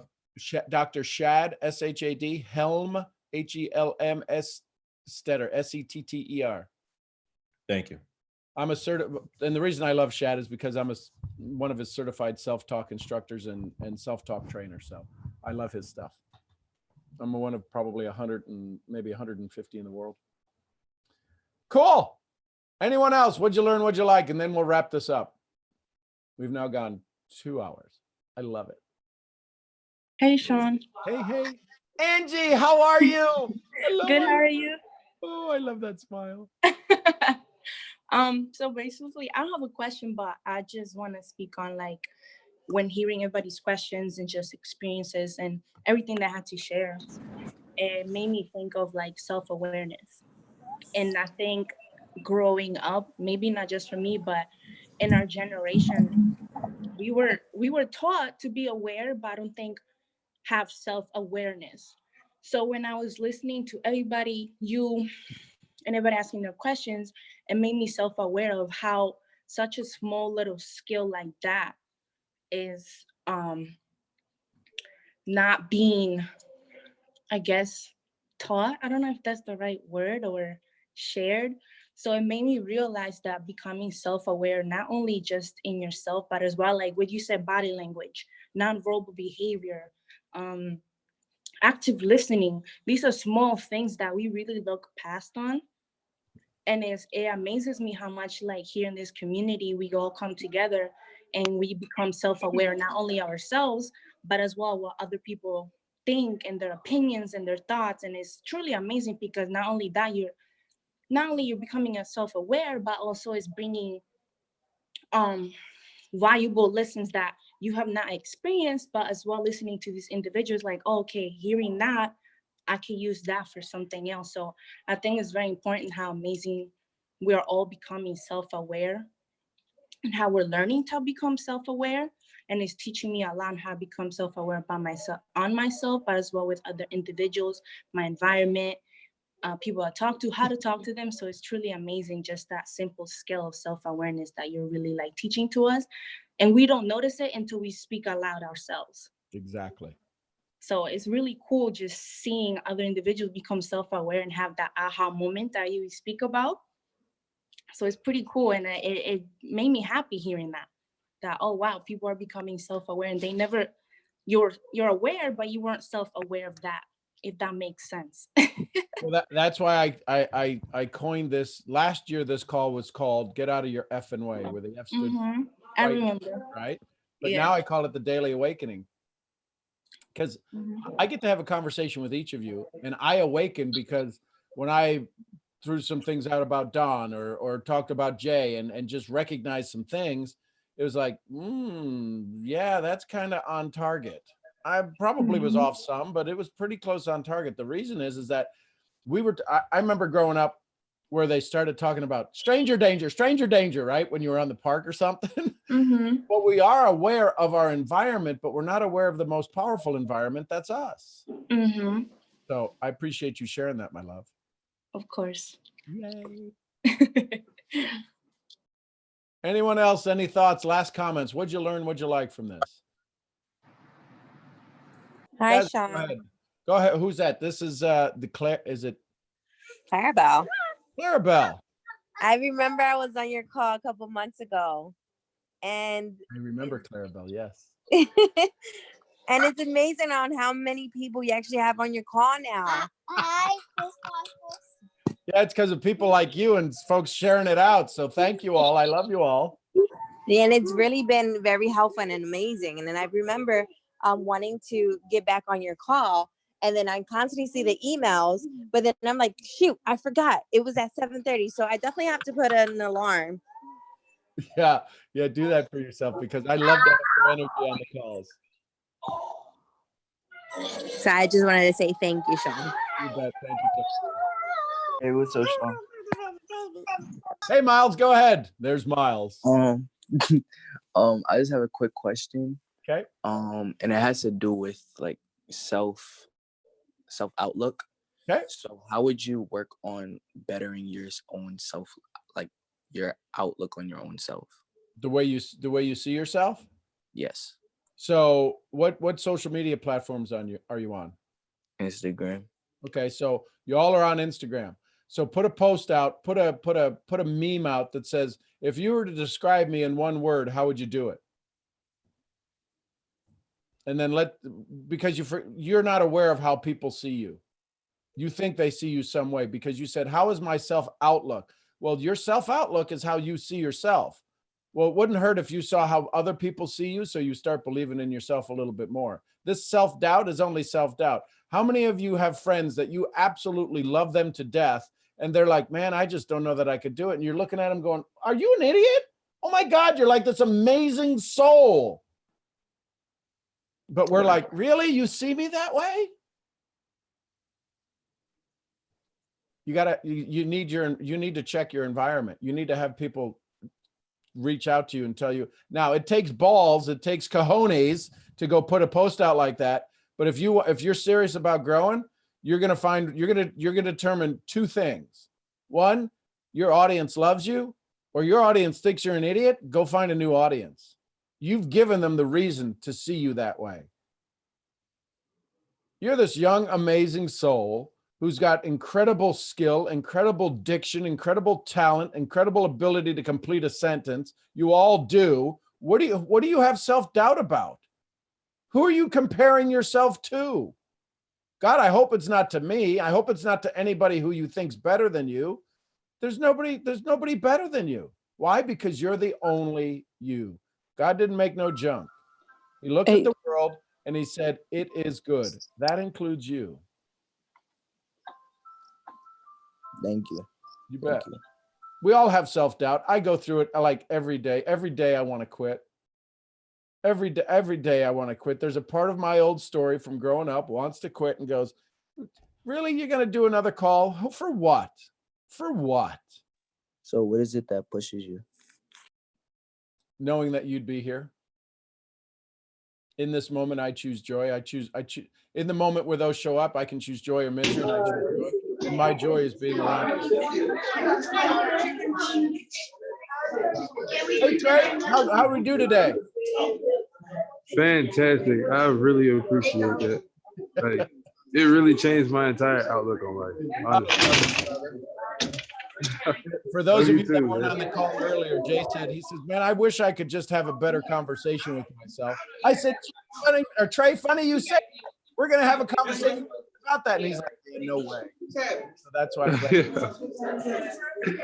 Yeah, and I learned a lot, honestly. And it's crazy because I was in church as well, and they were speaking on the same thing in church. It was just like, oh wow, I'm getting a double hitter here. Well, yeah, and here's the good news. I'm not passing the plate. So Trey, I'm glad you got something out of it. Here's the thing, folks. We got to repeat this stuff. We got to repeat this stuff. We got to repeat this stuff. We got to hear it over and over and over again, over and over and over again. Because at 14,000 words a minute, we can have a conversation with ourselves. The fastest I talk, I could probably get up to about 200 words a minute. That's what meditation is. When we give ourselves a chance to become more aware of the moment, the moments are all pretty freaking amazing. And when we realize all the moments are pretty freaking amazing, we wind up with an amazing life. Isn't that funny? So, y'all have an amazing day. 6:30 tomorrow morning, Central Time, 7:30 for y'all East Coast, but 6:30 tomorrow morning. Jasmine, go ahead. You wanted to share something, my love? Oh, well, I was just gonna say, first of all, this is my second call with you, so Yay! And I feel Do I deserve a third? you deserve as many as possible. I love you, man. Okay, now, folks, let me share with something with you. That was a sales technique. She said, I love yours. I've been on 2. They're awesome. I asked for the order, didn't I? How many of you are afraid to ask for the order? I said, hey, listen, do I deserve a third? Sometimes you don't set the appointment for the next appointment when you're talking to your prospect. So go ahead, Jasmine. Whenever these teaching moments show up, I got to throw them out because I'm not smart enough to remember them all. Go ahead. Well, I first just want to say I appreciate everything that you've said, and I feel like definitely it's like the law of attraction going on in my life because I've been on like this journey and I've been reading a lot of books on the same subject and like about like also I learned about self-awareness in this call and everything, and like I don't know what it was, but like between the last call that I was on with you, I was on the subway because I live in New York City. Okay. And I was on the subway. I remember seeing you. I was on the subway and like just, you know, listening to music, and I was looking around at all the people, and I was like, I feel like I'm like, I don't know, it's like that moment where you feel like you're like, if you've ever seen The Matrix, like you're out of the Matrix. Like it really feels like that when you start working on your mind and like really understanding all the laws, and like it's just really powerful. And I just feel like everything that you were saying today was just like re-emphasizing all that stuff into my life, and I really like, I love it. Like I really like, I woke up early today just to make sure that I was like on this call and like did everything I was supposed to before this call and everything. And I really just, it really feels like that though. And I like, now I can't even look at the subway the same way. I can't like go anywhere the same way. Cause I really do feel like everybody's just like stuck in the matrix. Like they are. And it's called habitualization. They have habitualized their, hey, Misfit Magic, he's still here, RC. Yeah, they have decided that the brain looks for two things. And if the pattern's going to be there, it's easier for the brain to let the pattern operate, so it doesn't it can use all of the other energies to be prepared for the next tragedy. But if you start to just step out of that, and it's a simple shift, like you said, you just put headphones on, listening to me in the subway, and all of a sudden you like stepped out of the matrix. You're like, what are all these people doing? They're all sheeple, right? People who are sheep, they're all sheeple. And it's no wonder why we call it TV programming, because it programs them. So there you go. I love you. Thank you. Jay, anything else before we wrap up?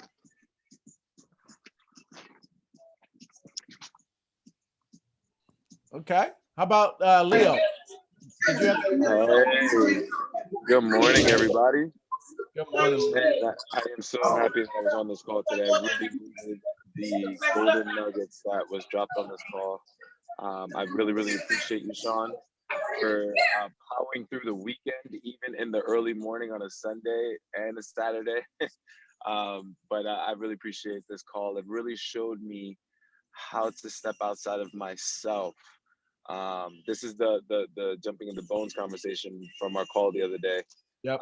And just being able to take a look outside of myself sometimes and know that it's not always about me, but yet it is.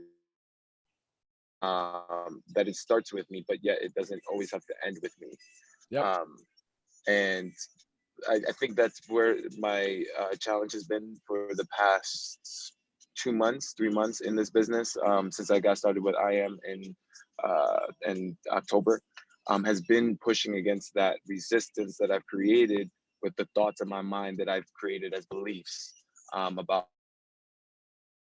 how I can do this business, how I'm a busy man. Like I have my dance academy, I have my dance events, I have my full-time job, I also have my full-time relationship, and being able to make everything work. And then I had this conversation last night with my girlfriend, thinking about how much I'm push myself or how much I'm gonna do with not only IM, but how everything's gonna be expanding this year, because that's how I feel. I'm saying I'm getting nervous because that means sacrifice. That means less time or time away from us being able to do more date nights or spending more time together cultivating our relationship, or even spending a little bit more time with my dance students, because now I'm gonna have to build a business where I have to develop leaders. So it was this whole thought process I had last night while we were at dinner, and then today there was so much clarification as to my belief system. So I really appreciate this call. Awesome, Leo. I appreciate you. Thanks for all you do. Thanks for jumping on. And it brings great joy to my heart to see the value it's bringing to you. But I need you to hear this. I need your subconscious. I need all your subconsciouses to hear this. Everything you need for the next step is already inside you. Yes. Yes, sir. Everything for the next step is already inside you. So Daniela, you raised your hand. Sean, how are you? Good. How's everything? Outstanding, my love. Good, good. So yeah, I've been wanting to ask you about, like, I feel that like I'm scared to prospect most of the time because of the rejection. Sure. And yeah, it's great. It's like, I think it's like a fight. So any thoughts about that? Yeah. So Daniela, tell me what you do. Do you have a career other than your network marketing business? Yeah. What do you do, if you want to share with me? I'm a chef. You're a chef. So here's a big thing. Part of your rejection is does a lot of your food come back from your customers? No, not really. No, so see, you're like one of the least stressful jobs to have in the world is to be a conductor. You know what one of the most stressful jobs to have is to be in the orchestra. So you're a chef. You're a chef. You send stuff out and you have this level of perfection that if it comes back, you get your stuff handed to you. You wind up, you got to do it on the fly. It screws up everything else. That means there could be other problems that happen. So as a chef, so when you go out to prospect, you know you're presenting the perfect, you know you're presenting the best meal, but you got every customer is like, I don't want to eat that.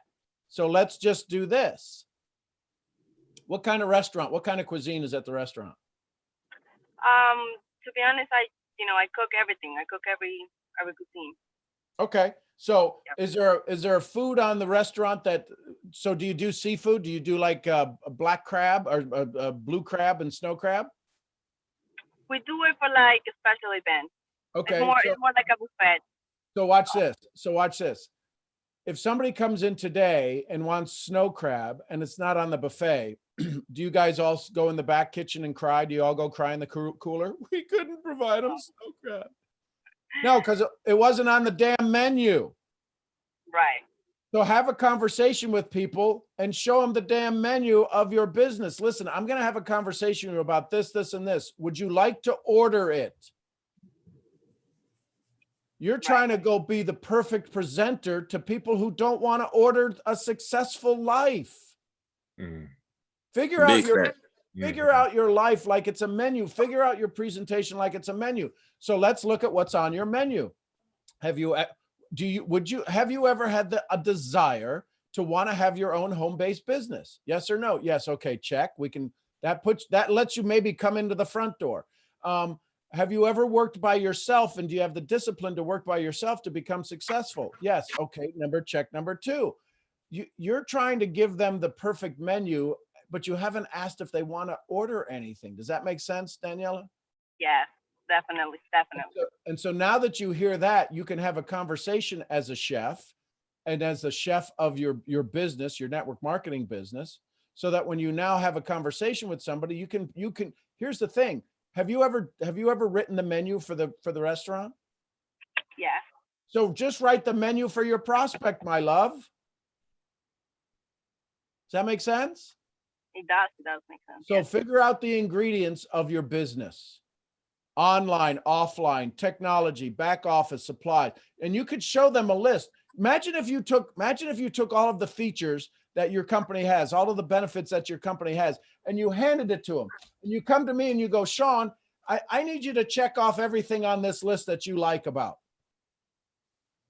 And what if they checked off that list and you say to them, listen, I'm a chef, and the reason I need to give you this list is I want to make sure I give you the proper ingredients. I want to make you the perfect dish called success.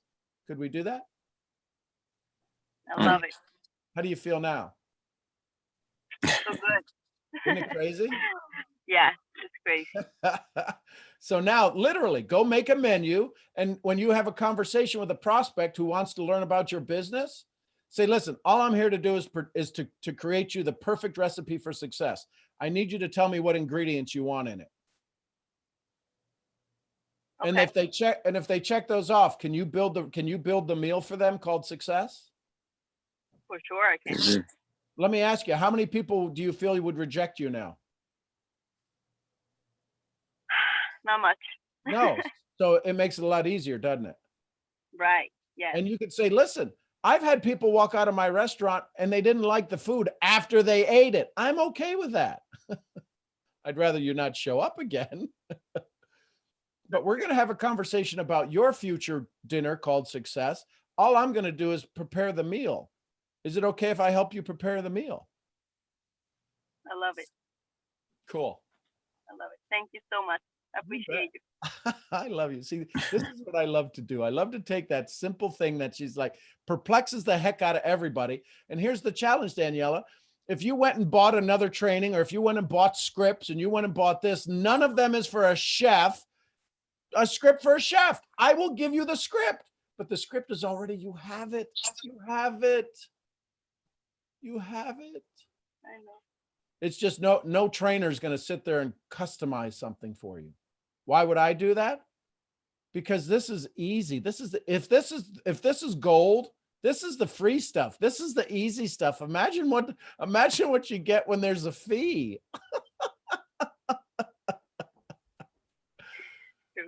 Awesome. Thank you for asking that question, Danielle. Love you. Have a great day. You too. Bye. Bye for now. Anyone else before I wrap it up? Oh my God, 2 hours and 15 minutes. I love you. 6:30 tomorrow. 6:30 a.m. We'll see y'all there. Y'all are amazing. 60 of you. Hold on. Who's Hey, Sean, what's the best way to write a journal? Like to write in a journal? Because sometimes I feel like I'm not doing it right. It's like I feel like No, I don't. Trey left my card at home. Hold on. I gotta find out where this other sound's coming from. Okay, I think we got it. What's the best way to start journaling, Trey? Was that your question? Yes. Okay, so there's two ways. Don't do it and start. Because you're only going to know what's best for your soul. Just start. Today, and write down the date. Today's January 5th, 2020 or 2020. Today I was on Sean's call. What I learn about it? I learned this. What I like about it? I like that. And because it's a whole new energy. There is no good way to start. There's only start. What you'll find out is what works and what doesn't, but just start. Can I add to that? Sure. I've always journaled since young, since high school or middle school. But I think for people that don't journal, Neno's tips are really good, which are if you don't know how to start with writing your gratitude, affirmations, and affirmations. And then from like those are, I think that's the easiest way to start for someone that doesn't journal. Write those three things down. Yep. Here's the problem. Why is journaling such an issue? It's because it's the first time we're starting to talk about ourselves, and we're a voodoo conversation.